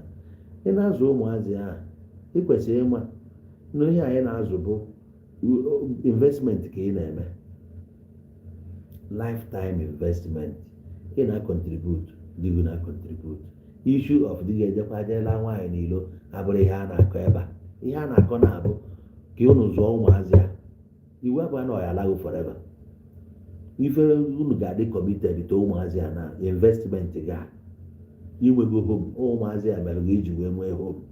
Okwu eruo na Ghana, they can chase you away. They chase you away from this place for the fact na ịmụta na ụmụ ịka bụ part of this village. Ezugodo ụmụazị a, Chukwu saghị ekpere echi ụmụazị a mebe ọfụma, farụ ụlọ, ịbanye n'ụlọ, si na be di gị achieve to banye na nke nwa gị. Ụmụ onye gị na nwa di gị enweghị ike pụta na be nwa gị, sị oge si ebe a pụta. Ọ dịghị possible. So onwezi nwaanyị ga-amanwu gị aka, onwe onye ga-akọnwu gị ọnụ. Even na be nna gị ebe anyị si pụta, nobody can talk to you anyhow. Ịta na afụfụ a, tasịa anya, igba anyị mgbọrọgwụ. So ọ bụrụ na ị nọ na di gị ewe decide ya na ya ga-anụ nwaanyị ọzọ, don't bother. Abọdana, ịma ihe ị na-eme. Ịma ihe ị na-eme. Taba dị afụfụ, na-ata dị afụfụ n'eji ya. Ọkwa sịsa amụ, o nwere ihe ọzọ. Okwoso ofu amụ a ka ị na-ebere akwa. Kụpụ, zobe ụmụ gị, taba afụfụ a. Anyị nwa bụ ndị toro eto, aka ọrụ ha afụfụ ndị mama anyị batacha ka anyị wee ruo ebe anyị nọsị today. Ụfọdụ na-anọ n'ugbo mmiri a na-ama ha nọrọ di ya. Bikos osi ebe a pụta, onye ga-emeri ya? Nobody. Nobody. Nwaanyị ga-eje ugbo, ọkọchie ugbo, osi ebe a pụta, o jee kpaa nkụ. Ọ kpachaa nkụ, o debe, ọ gbadaa na mmiri, o jeje chuo mmiri. O buru mmiri ahụ, ọ gbakwa ụkwa, ọ machaa dị ụkwa ga-adị na bezi. Ọdọkwa jerikan na pụtakwa burukwe nkụ ahụ ọ ba tụkwasị n'elu ya wee na-ana n'ụlọ. Ihe niile a bụ ọ bata kịta ka enwee mmiri eji wee wụọ ahụ rie nri. Nkụ onye ka afụ nkụ eji wee si nri. Ụtụtụ eji oburu ụkwa ahụ gaa n'afịa gaa lee anya, ọ lee anya wee gụkọta ife eji esi nri ka ụmụazị afọ ife adị. Ọ na-ata dị afụfụ. Ịda oyi anyị na-eme, hapụzi ya na-eje ka ije mere ebe di gị nọ. A da-ajụ nwoke ebe ka ọ tetara ụla. Laịf nwoke na laịf nwaanyị abụrụ ofu. Ife na-agụdebe nwoke bụ ọgbagharịsị ya ka ọ fụ ebe o tiri amụ na sọọ. Ma ụmụazị oriri na-erighị nri, ọ gbasara ya. Ebu nya nwa bata, ọ na-ana nge nwa bụ nwaanyị nri nke ya nwa ga-eri. Inye gị nri ahụ ọ na-aba. Gwazie m onye nwe this house, onye anwụ ya ka ọ ga enwe ya. That's even not the reason. Oke na ọrịa bụ ya rụọ ụlọ, ọrụcha ụlọ, ihe ọbụla dịzi n'ụlọ agbasa ya. O siri ike ịfụ nwoke ya apụtata, ọ gwaghị ebe bọksas ya dị, sọma amụ ebe pantị ha dị. Ọ chọọ pantị ọkpọba gị, bịa mmachi ọma ebe ka pantị ya dị. Ụmụ nwaanyị na-ebe a ntị asị kwuo na sọngaị si n'ebe a ga-agbakwuru ha da-ama ebe mụnwa agba ụfọdụ ihe ma ama ebe ọ dị. Mana ịjụọ nwaanyị ebee ka ihe a dị, ọ gwaghị ebe ọ dị. Ịjụọ nwaanyị ebee ka ihe a dị, ọ ma ebe ọ dị, ọ ga-ejeje weta ya gosi gị ya. Ude nkịtị na-ete ete mgbe ụfọdụ ị ga-erejicha ebe ị na-edebesi ụmụ ihe a, renjie ya, che na irejite ya. Ị pụọ, ọ bịa bugharịa ya, dozigharịa ya in another form. Ị na-aghọta na onye a nwe this house. Oge my uncle, ya my maternal uncle, ị bịara bịa wee nwa anwa wee bitu aka na wọl, ihe gị na ya ga-eje that day. Ọ na-aba my mother akpọrọ anyị bịa, anyị nọsị ya na-anachigakwaba anyị. Ma ya na-ekwu na nwanne ya nwoke a n'ụlọ afụbe. Mgbe ụfọdụ anya nwoke a na-ekwe akpọpụ ụzọ.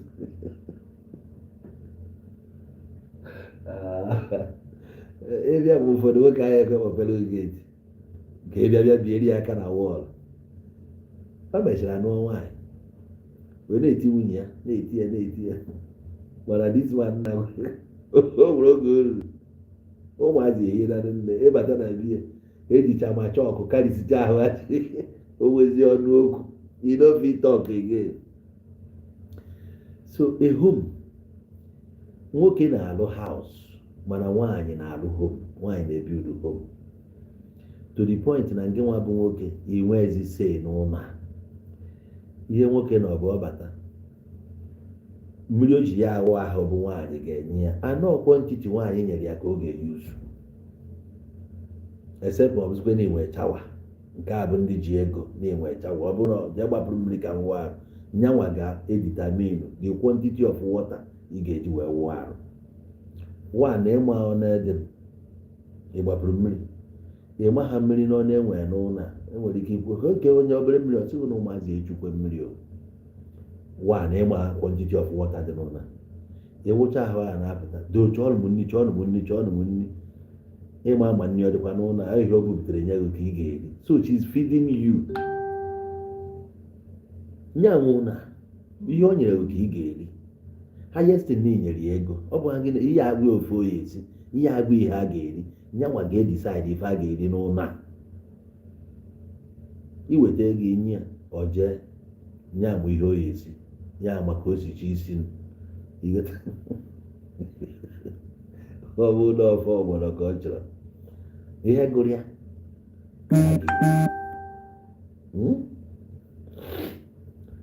ọ bụ na ya ọmụda ọ bụ na nne gị mụrụ ogwu na-eghe 5 na-eghe ihe nwaziri ka ị ga-eri anọsọrọ gasọrụ ị ga-emerịrị adopt to nke ya cuisine ya ka ị ga-adịzi used to nyanwa ga-editaminu mgbe ị ga-eri nri na mgbe ị ma na-eri nri ịbata na agụụ ọsịghị ngwa gị nwee njiri ka ejere nji elu gị nri 30 minutes nri abịabe efuzi ọ na-agba kpukpuru na kichin i wee jụbụ ya gịnị mekwa na nne ya adịbara eji na ọ sịrị na ọ na-abịa ị ga-enwe ndidi 1 hour later ewee bupụta dị nri you will not complain irie dị nri iricha dị nri ihe ọzọ ị ga-eme ebe pipa fonu ma ọ bụrụ na ị chọrọ iwọchị news iwọchị ya news mgbe anyị na wọchị news onwe ihe ọ chọrọ bịa kọọrụ gị ya mgbe ahụ ekwuo ya kwuo ụlọ atụ ọ naghị enakpuo iji dina na ị na-eche ọbịa ka onye gị ọhụụ abalị na onwe ihe ọzọ o nwe ihe igbo n'ụlọ a ọbịa ọ ladebe gị ụra pịa gị ọkwa isi ajụọ gị oyi lahụ ụra chifekwa na ụtụ ịmapụọ so this your house onweghị ihe ịma na-eme di ya anaghị ego ejikwuru ụmụazị ụwa akwụkwọ na-eweta ego that's all ịma ka esi ya akwụ ya onwe ihe gbasara gị di ya akpọ PTA inwe chance ọnyanwa ga-ejekwa most of us anyị amasị afa ndị nkụzi ụmụ anyị ma ha nwa amasị ya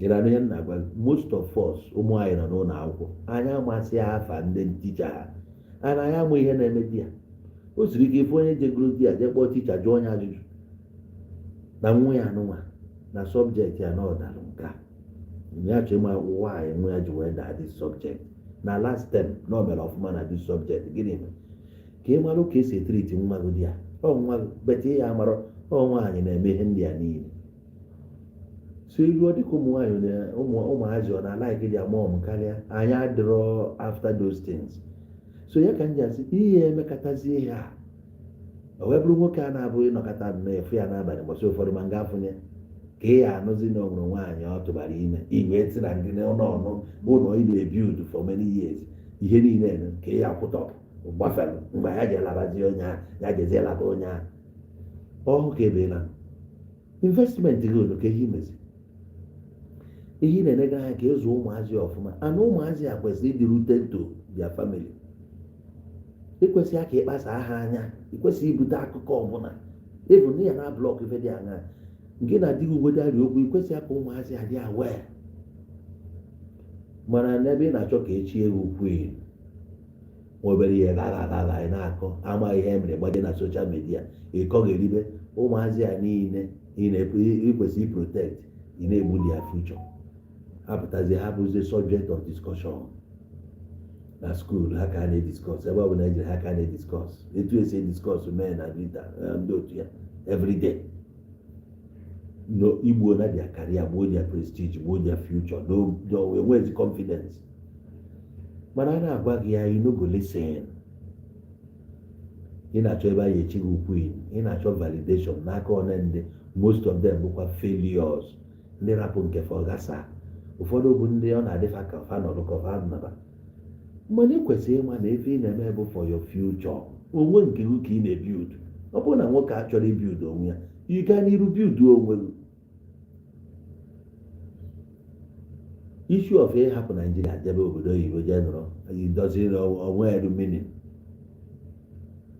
enwero meaning okwe na ọrụ bụ imeki sure na ụmụ gị dị rooted to ebe ha si pụta be nna ha na ịbụ part of that place ụmụazị a ga-adịkwa rooted there ịkpọrọ ha agbafuo doesn't make any sense nọgide n'ụlọ a stay here with them don't even make them kafa hate their siblings mana papa je kpọbata nwaanyị ọzọ no don't try it no it's from a polygamous family so I know what it is like ihe ụmụ nwaanyị na-agbala ọsọ na-atụ ụjọ na ndị otie I know what it is like my dad and my mom ịmara fa nọ complete 13 years amụtara nwa 13 asịkwa gị nọ 13 no child on the process ka the mom force balụ my dad na ọ ga-anụ nwaanyị ọzọ because my dad was the only son so enwere choice he had to marry you want to go sorry my network is fucking man my network had drama this night so he had to marry another wife. I grew up seeing that woman as my mother. The second wife, oh my mother come. Anyada akpọzi, onwere nke ya bụtezi mama onya. Ife enu ide kpọ bụ mma. Ewejuo onye nke onye ka ị na-akpọ. Fa bụ na-eghe anya, iwekwuo na onye nka. Anyada akpọ mama onya, ma ọkwa na mama onya ụdị fa nwa adịrọ na be anyị. Onye nke a sipụta nri anyị ncha niile eje ebe adọrọ ala onye ọbụla eri ju afọ ịnakpuo ụra ebe ọbụla ezipụtara nri anyị eje foundation edebe dị ya enwe ụbọchị nna gwa na ọkwa na-etu isi debebeghị ka ọ ga-adị onye nke a sipụta ọ bụrụ na onye a jere ahịa ọ na-anata ya aghọrọ ya n'elu n'ụzọ butuo dị pan anyị amago na ihe ahịa o gotere ka anyị erigodu anyị ebido ọrụ ebe ahụ ibute ya etu a na-echu mmiri echuo eje gbajugodu nke onye echukwu eje gbajuo nke onye a etu a ka anyị si ebi peacefully and I be alone today we love each other even my father may say no the third wife say batagodu ba anyị na ya ama na onye amụ onye ama na onye amụ onye the two women anwụgo among them for one. The second one bụ onye nọ today. Anọ ya ka iji malụkwa mama. You see? So ọ bụrụ na oge a na my mother apụ na ya da anụzi. Gịnị ka ala our faith? Ife anyị ka ala ime na my mother say why? Na ya anụzi mgbe ya anụbazi onye a kedu ife anyị ka ala ime? She stayed. N'ọlụ for anyị nwa. She had to stay for the children. And enwe footing na the family. Ụwa abụọ ọsọ ọtụ ka ebeela. So about to get a lot. Enwere mmụọ. You got to sacrifice many things. You have to sacrifice a lot. Ka iwe nweta ihe ịchọ. Ihe ịchọ jee na marriage bụ nwa ga-enye gị nka. Ya kpatara na ịnụ ọjị ma ịmụta nụrụ nwa obi adịghị mma. So ka ịmụta nwa ahụ na-amụta bụ azịza hey mama onye dị ona onye ga-take over from you because a time will come when you become weak onwezi ife ị ga-emenwu ka enwe onye na-ebugharị na-ajụgharị nwa agbaje je gotere m ọgwụ ọgbaje, nwa aje je ziere m onye ozi oje, nwa aje gotere m ọtaba oje, jee merụ m nka iwe emewuzi at that time ịdịgo week. Ọ ya a na-amụrụ nwa. So ọ bụghị ya eme na-enye nwoke anya. So ịnụọ dị focus a na-efe ịbịa. Focus na mmadụ eji ya. Focus nọrọ ebe a. The prayer nwaanyị nụrụ dị egwu ka Chukwu nye ya ozuzu oke na ozuzu ịbụ mbọsị ị na-anụ dị ife nna gị na-agọlụ gị ọfọ bụ na alụmdi na nwunye a na ụnụ ga-amụta ozuzu oke, mụta ozuzu oye. Ife ọ bụ na ụnụ ga-amụta nwoke mụta nwaanyị. So mmadụ eji ọbụla ije na ya, Chukwu ewe bless ya gị weti nwa nwoke, nwa nwaanyị, mezuolu gị ebu ebu a, mezuolu gị eto eto, mezuolu gị eno eno. O nwere ihe ọzọ. O nwere ihe ọzọ. Chukwu mere gị mụta ụmụ ise. Ofu nwoke ụmụ nwaanyị nọ, nwoke na-aba nwaanyị ịtọ, nwoke na-atọ nwaanyị na-aba, nwoke nọ nwaanyị ofu nwaanyị. Chukwu emegolu gị ife ọbụla ọ ga-emelụ. O mechagologo, ọ gbagologo, ọ dozigologo ụwa gị. Ị nwetazie 50 kobo, i were 25 kobo setụrụ ụmụazị ya. Etu a mmadụ si akwụrụ ego na-esevu ya na bankị na-esevu. Etu a nke anyị na-eti n'isi ụmụazị ya, onye abụghị your savings. Ị na-akwụ premium, insurance bụ ebe anyị na-akwụ your premium.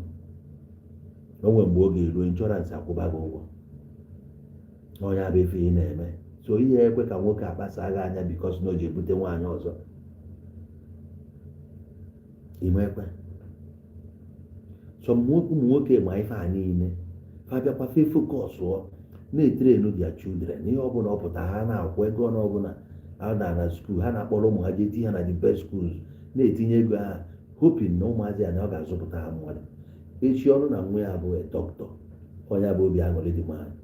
At least na ya nwere dọkịta, na ya nwere barista, na ya nwere injinia, na o nwere nka, na nwa ya ụmụ ya na-eme ọfụma. Sisi ozugoro ya, ya mụta akara ogori. Ụbọchị ọ ga-eme ife fụsị ụmụ ya na-abata with their friends, ihe niile a na-eme na compound ya, ulu dị man. Ya bụ ihe dị man chọọ. Onye lụọ na n'ọkwa nwa onye dị ona. Hey, na ife ụlọ nwa this man, nwa ịma that man na me man na onwe ya nwoke bi ya, ọsịsị ya bụ genu dị man. Ndị ga-aza afịa. A na-anụ n'ọnwa onye dị ona, otu a Joey Zaza nọ today. O pikiri up. Nwa nọchiri obi nne ya. So mpịa nọrọ ebe ọ na ude nwa ya na-ede, ọ na-atọ ụtọ. Ya kpata nwoke ọbụla like ịmụta nwa na-eme aghara. Efu nwoke nụrụ nwaanyị hinne ma nwoke mụtara ụmụ hinne, fụ na nwa ya ọ na-aka amụ abụ nke a na-ekokarị kesi.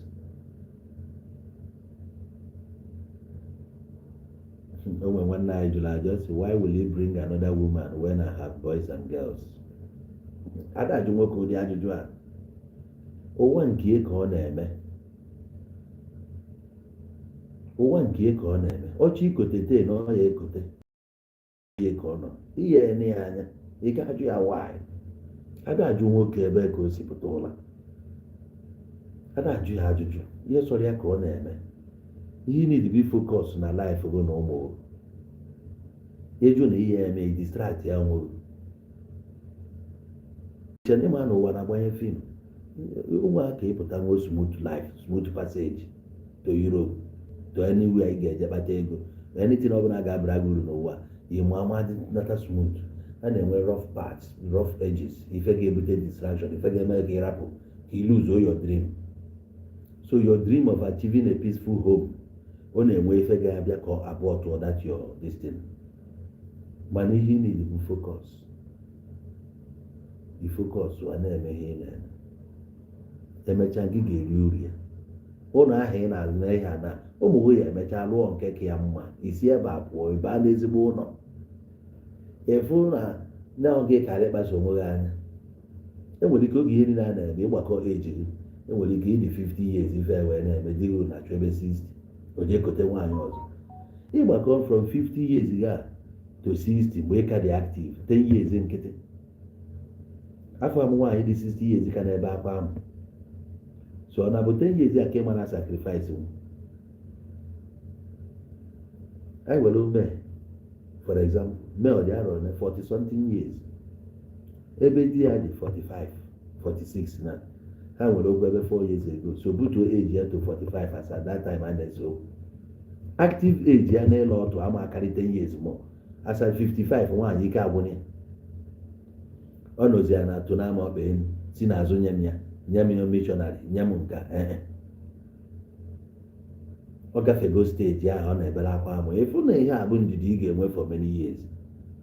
Ọ ihe ụwa nke gị butelu ime ekwe ka ọ bịa ghasalụ gị your planụ ife ịtara afụfụ ibidoro mgbe ife ịkwagoro 17 years ị nọkọtazi chọọ ka retain wee vuo like that.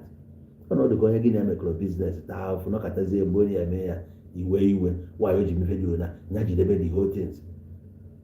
It don't make sense. Ịgbara aka na chiwi ya enyekwa gị ọzọ emezi anya na ọ bịarọzie nkọ ya bụ ịkwọcha aka tiela ọkụkọ akị ebe a kọtụrụ your joy na that stage. Ekwena ka the joy pụọ ntoto a sị na kama agwọ ya anacha egbubiri ya ọdụ, kama ọ ya agbanarị gị completely egbubiri ya ọdụ. So that pleasure ife iji ediri ebe ọ chọrọ ị na welụ nke kwesịrị welụ na ebe ihe jide ụmụ jidekwa your home n'ịta n'afọ na ibuild home jide nke ọrụ bụ anyị nwa n'onwe anyị sef. Even for my father to accommodate the third wife o deprive my mom a lot. Some of the things o gori ya when they were married ọ na-arị ya nye the woman ifuru ka anyị na-ebe akwa ya nwere the final say ya ka o ji bụrụ our father. Onye gị were ụmụ ụbọchị m na-ekwusi na some people no get sense ị na-eji egbu omoghere ihe mpa unu. The greatest thing mmerụ m n'ụwa bụ na the man mụrụ m abịa n'ụwa o mechagoro m. I need from any other thing from him. Enwere ihe need. I can stand for myself. O nwere ndị a mụrụ tụapụ ha n'ụzọ ha mechara survive ọ dị ndụ o wee bụrụ mụnwa nwee chelta nwee nne nwee nna na wayuo. Enwere ka anyị kwesịrị isi wee fụ ụwa. Enwere ndị a mụrụ tụ ị na-agụta mmadụ afọ ya agụta ha kpụrụ ha jee debe ya na motherless babies. Esi ebe a pụta ebe ha adopt ịma onye mere adopt ụfọdụ nwere eji eruziri onwe ebe ha adopt akwụrapụ ha akwụgharịba ọ bụrụ street kid. E mechara ha survive sikwa bụrụ mmadụ ha egbuo onwe ha egbu na wow. O wee bụ na ihe na-ebere akwa bụ na nwoke dị na o soro nwaanyị ọzọ still okwu ha na ọ ya akwụrụ ụmụ ya ụgwọ akwụkwọ. He still stands in as the father. Ị na-ebe akwa ihe na-ebedebere akwa as at that stage bụ so amụ ha nothing more maka o nwere anything ọ bụla na-deprive no na-enwere another person in the picture. So the person or block or anything block you anything or block or anything maybe your thing. Ị nwere ike ikwuo na nwoke ahịa emetụzighị aka eke ikwuo ya ọ dị justifiable nwa onye ga-apụta ebe atịghị uwe mba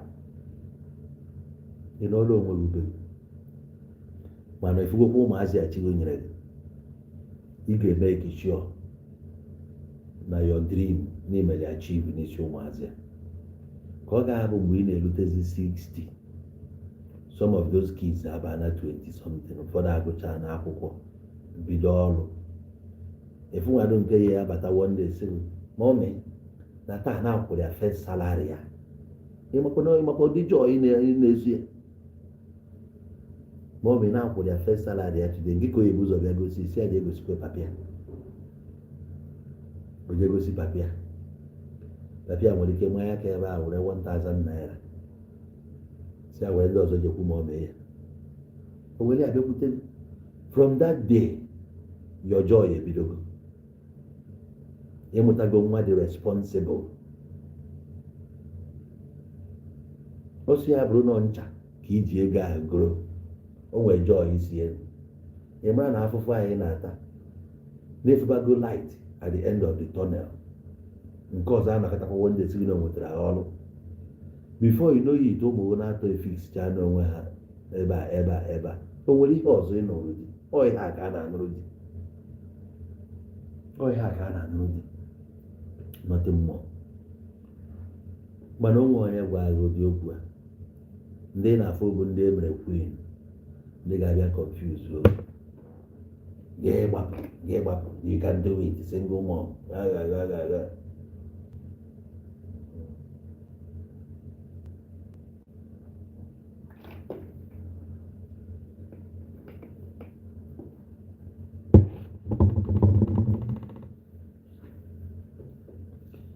Ịgbapụtazi ụmụazị a na-esekpogharị amụ ka portfolio ha were bịa, ndị na-akpụ iku anya na-akpakọ n'iku anya na-emesoga anyị ọha ya abịa eburuchuga ma ọ menyere ya ọma ya abịakwadego kọm. Ịgbapụta na be di ịbịa afọ na ụmụ nwoke na-akwụọ na kiu a na-etogo na-emaka na-emere nke agha mama ọ bụrụkwa asịrị aka ihe eje kọ na ya ka ihe ebido echi onwe mụrụ ọgbụ ya bịa na-agbado iko obi na-asapesịrị ha ọkpa, maka na at a point ọ ya agụbakwa gị one day auto ya agụgụ ya asachizi ya forever. Ọ ka mma na ị na-enyebi ihe onye na-eribu ya ma gị focus n'ụmụ ụwa na-agbanye fim.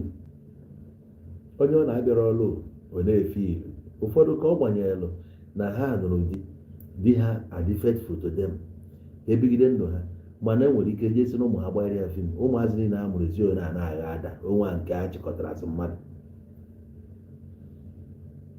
Ọ ka o si agbanye fim maka na ị nwere smooth passage, ị pụtara ozugbo n'ụọ dị ụwa na-agara gị, di gị bụ ezigbo mmadụ, he cares for you, this that, ụmụ ha na-eto ụwa isiri etu ya eme ihe ọma esiri etu ya eme ebu na ihe ọma mekọtara ahụ mgbe ụfọdụ jee jụọ ese ka ị maa ma ihe a ọ gbazikwa aka ịgbara you got to have a depth of this life. Ụwa dị omimi ya kpatara na ya afụ some rich men their kids are not doing well.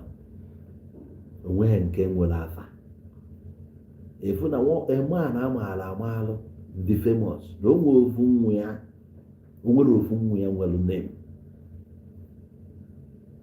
otu Obi Kubana nọ ị na-eme expect anagwetu a na that man ji ego na ya na-anụ afa nwa ya ka anyị welukene some prominent men n'ala Igbo.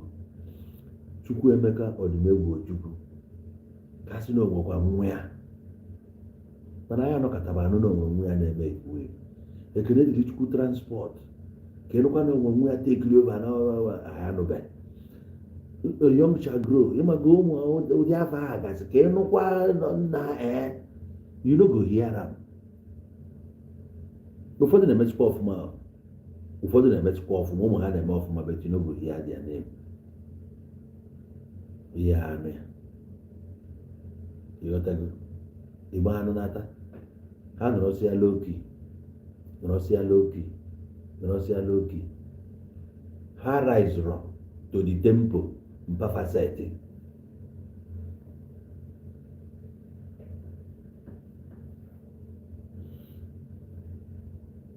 With that kind of money mpafa making ị ga na-eme expect with the day ga mpafa making dị very famous na-emezi na nwa ha ga-adị greater than them. O nwere ndị ị ga-eje na befa ụmụ ya niile etu a ka si kposara ụfọdụ na-aghị ala, ụfọdụ na-aṅụ ahịa ya ego baa ya aka were aṅụ ahịa ha atọ na-azọ property nna ha na-azọ property ilo na asị ekwuru so efu na ụwa agbanyegoro ha fim. Ụwa ka iwuma nwenata smooth passage n'ụwa ọ dịrọ possible. So ịnụ ọdị ọ bụ na ebe a ka ụwa nke ụgbọala fim die ya were uche focus ka i wee nwee ike gafee ogwe ode n'ụzọ onye ọbụla ogwe ode. Ya ka m ji agwa ụfọdụ ụmụ okorobịa kịta ife ọbụla a ga-etinye ego na ụmụ iwe mkpasa anya ihe eji aka je kpasa onwe gị anya ebe ị na-achọ ihe ụtọ ka ije di na nwunye mmadụ o nwere ihe dị na ya si na ya pụta ka ịrapụ igbu ya ọkarịa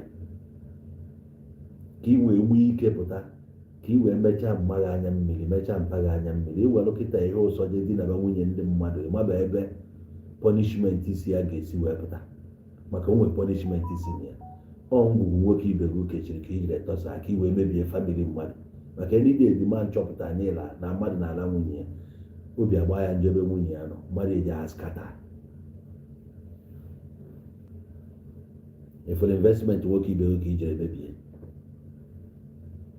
so onwe alụsị dị na be nna ya ọ na-egbulu ewu na-egbulu ọkụkọ na-enye ọjị na-awa na-eme ebe abụ ojekwe alụsị ahụ jee besara ya akwa na mmadụ bụ eskata bie alụsị a ga na-afaitin ihe si na be nna ya ga na-afaitin so echi onwe ife ị na-eme ọ na-aya si ya aghọta bikos nwoke ọbụla nwere mmụọ si elu o ji wee bụrụ dibịa ụlọ ụbọchị ọbụla ị nụrụ nwaanyị o nwere mantụl e nyere in the spiritual world ka i wee hold your own family ị na-achọzi ka ị kụọ obi ka ị kụọ ngwuru nke uke ị na-achọ ịkụ eburugo lord eburugo master from that day so the spirit are transferred into you iji wee na control spirit si na be nke nwunye gị spirit niile a so onye ọzọ wee bịa manyere gị aka na nne gị spirit niile a ga-abatụrụ onye ahụ so you na fight some battles iche na ọnụ ụlọ ụka na deliverance ka ọ ga-end pastọ gị na-ata ahụfụ na deliver ihe na-esoghi ya na-esoghi it didn't end there because ị mara like ịpụta mee open confession I slept with somebody's wife it didn't end there o sokwara one of the areas in wee na-adịbe against some pastors ga-asị it is over because they bịa mee confession it's not over through confession bụ na onye ahụ emejọ na ọ ga-adị aware a ga-notify ya if that person can set you free you are free indeed and if that person binds you whatever is binded here has been binded in heaven already it means in the spiritual world ị ka dịkwa binded because n'obi ya niile ka o ji obi ya taitidoro ngwugwu okereke ka ije tọọ holy grail ya ka ị mabara n'ike ị trespass na his privacy ije jeje mesa ya anya na ihe ya niile ka ị ghasara ya family ya maka obi gbaa ya njọbe nwunye ya nọ life ya adịgo scattered ya ka ndị wee na-agwa na a woman kara efe na-afụ it's not just ka ala ọtụ ife eboro na datin dị too much ife ha kpọrọ woman ihe niile dị ntawovu n'ebe ahụ so you can't just trespass you can't just jump in ife ga-agasa ndụ nọ n'ime ebe ahụ 30 minutes 1 hour pleasure can destroy your life. Nwaanyị a nwere ike sapelu ịbanye o jikwa obi ọcha ya nye gị mana nwoke ahụ ọ dị connected to ihe so nwoke ahụ ọ ga na-agbago mgba seriously so ị nata ụlọ anụ nwa dị very careful isochapụ gị amụgụ na onye anyị na-acha atị sins ka ị bịala anya make kwa sure na onye abụrụ nwunye mmadụ ịchọpụtakwara na onye anọ na dịkọpụkwala ya respect ya that man respect ya the family a na-anụ ya ma ọ mụrụ nwa ma na ọmụbe ọ ka ya mụkwa echi nwoke ahụ mmegodu na ọ mara gịnị a na-ala amụta nwa ya ama o nwere ike mgbe ụmụazị ya na-erute years dị ma na-achọpụta ihe ime ohechi ụmụazị ya n'ime ka o nwere ike fiiluo na ụmụazị abụọdụ ụmụ ya ihe ụmụ nwoke na-suspect ụmụ nwaanyị over a slightest thing ga-eme like this ị ga-arụ na nwoke eme nwunye ya aba ndụ n'ụlọ ọgwụ ebe ọ mụrụ nwa obi agwọghị ya na ya abụrụ nwunye ụfọdụ nwoke ya bịa ebe ya mụrụ ha nwụọ na-ene dị nwa ka ọ gbanwekwa ebe nwaanyị yiri ya chaa ọzi ụmụ nwaanyị na-ebe ya na-akọmbi imi ya na nna ya bụ n'ofu a na oyicha ya nke nwaanyị ị na-akụ dị nwa ide ya n'imi ide ya n'isi nke nwa bụ nwoke ihe ama ma nwa oyiri na ụmụ nwaanyị ga na-akọmvinsi zi nke a yicha nọ nna ya efu ebe nwa yiri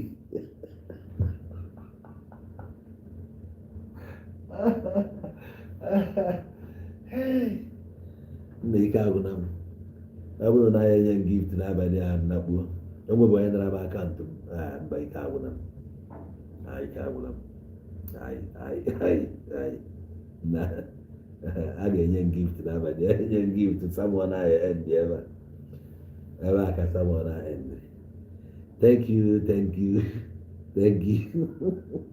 daalụ anyị anwaala ọ bụrụ na okwu niile anyị kwuru n'abalị a ọ bụrụ na okwu abịaghị ntị kaba arụ tụsalụ m this video tụsaalụ ya ma ndị nọ na TikTok even ịtapụ n'iru the screen nye anyị likes anyị ọ fịalụ gị arụ why ike gwụkwanụ just make money.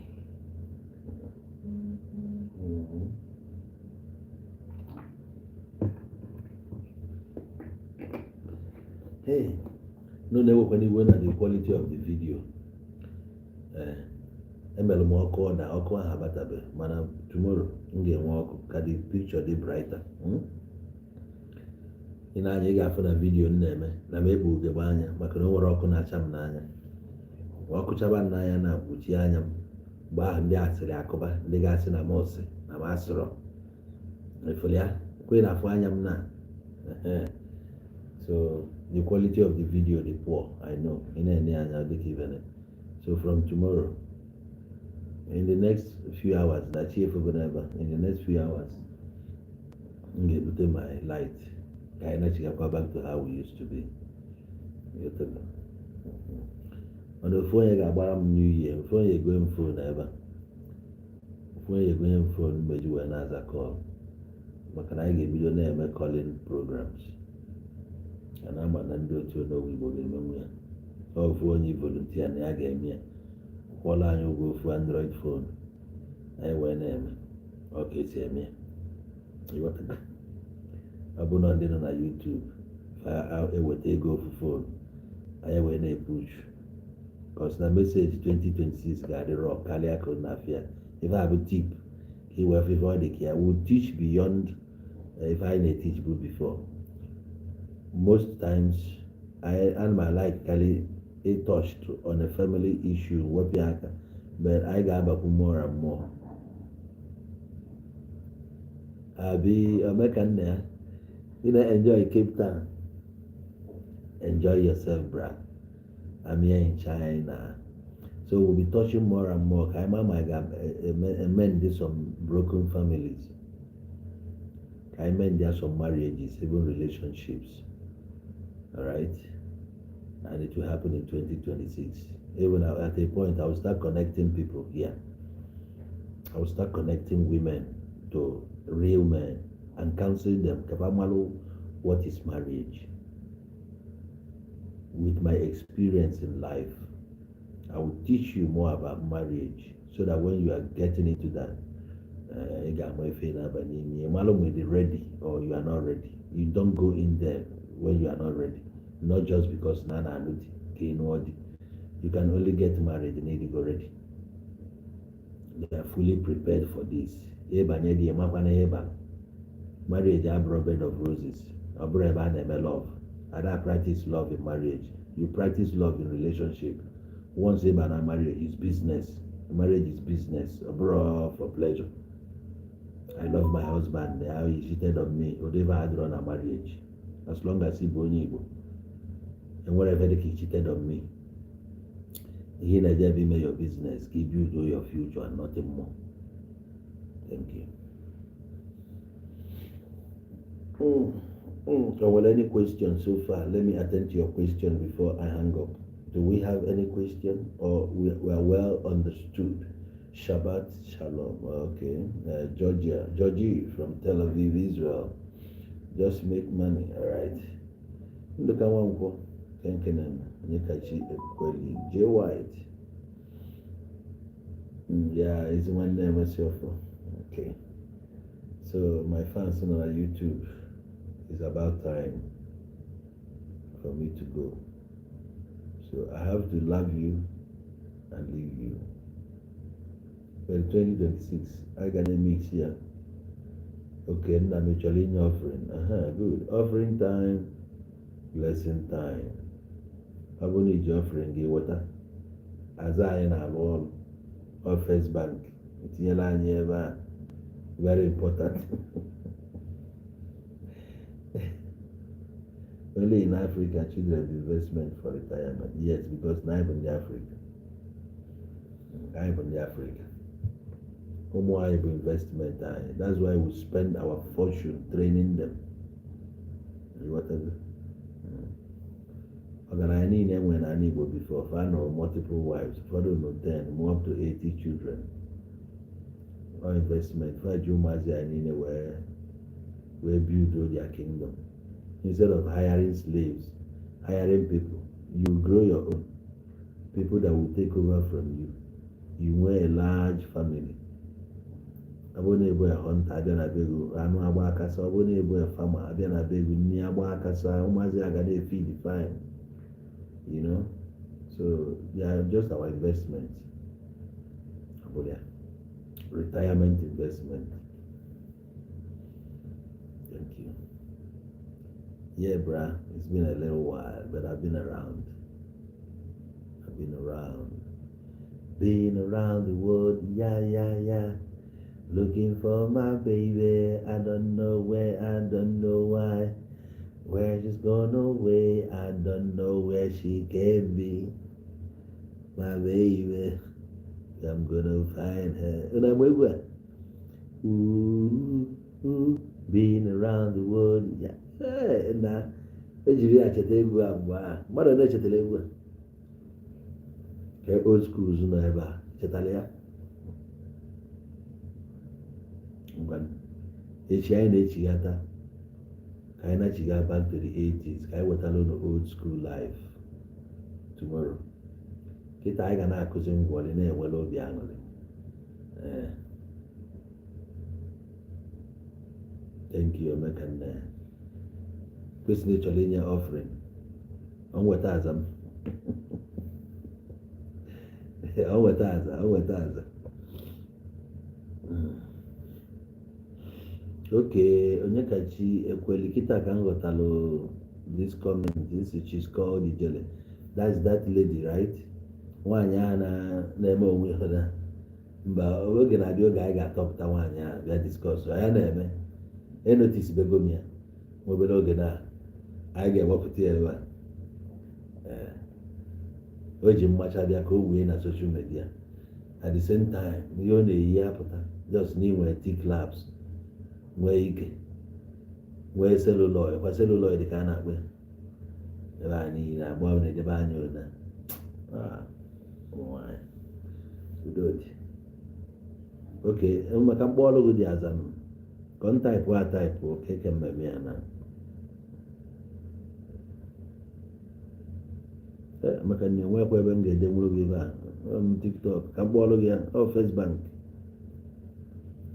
First Bank kezi akaụntụ nọmba m na First Bank. Okay. 2140 ka bụ UBA. Okay, First Bank 3190, yeah. 3190 772070. First Bank 3190 772070. Solomon. Yeah. White Mask, Cage. Henry. I see you. Kens. So network no, Facebook no. Block many people. Many people are mad and alive. Okay. Possible. You are welcome. We are about to shut down. We've tried. Final of today about 1 hour 54 minutes. So we are almost 2 hours here. Imelda, how are you? You are welcome to our program. Kent, my regards too. Alright guys, I have to wave bye now. Good night guys. Sharp. Facebook, my YouTubers.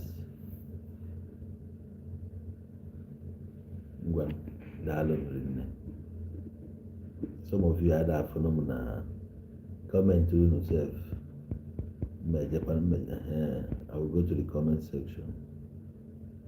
Mitchell Eze. Okay. Victor Eloka.